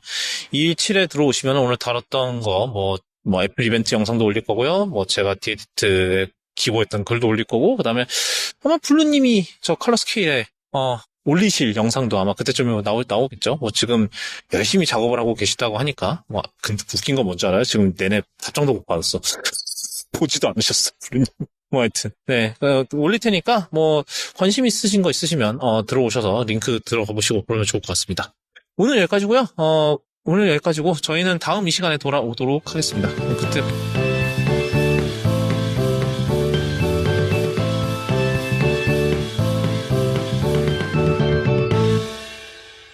이게 블루님이 없으니까 길이가 정상인가? 블루님이 있었으면 우리 자정까지 우리 3시간 찍었나? 네. 짧을 것 같은데 왜 이렇게 길어졌지? 중간에 실없는 소리를 많이 했나, 우리가? 예. 네. 진짜, 이거는 저희가 분명히 제가 다음 에피소드 때 얘기한다고 했지만, 이거 PS5 너무하는 거 아니야? 100만원? 100만원도 아니지, 111만원이야. 11월에 나오고 111만원.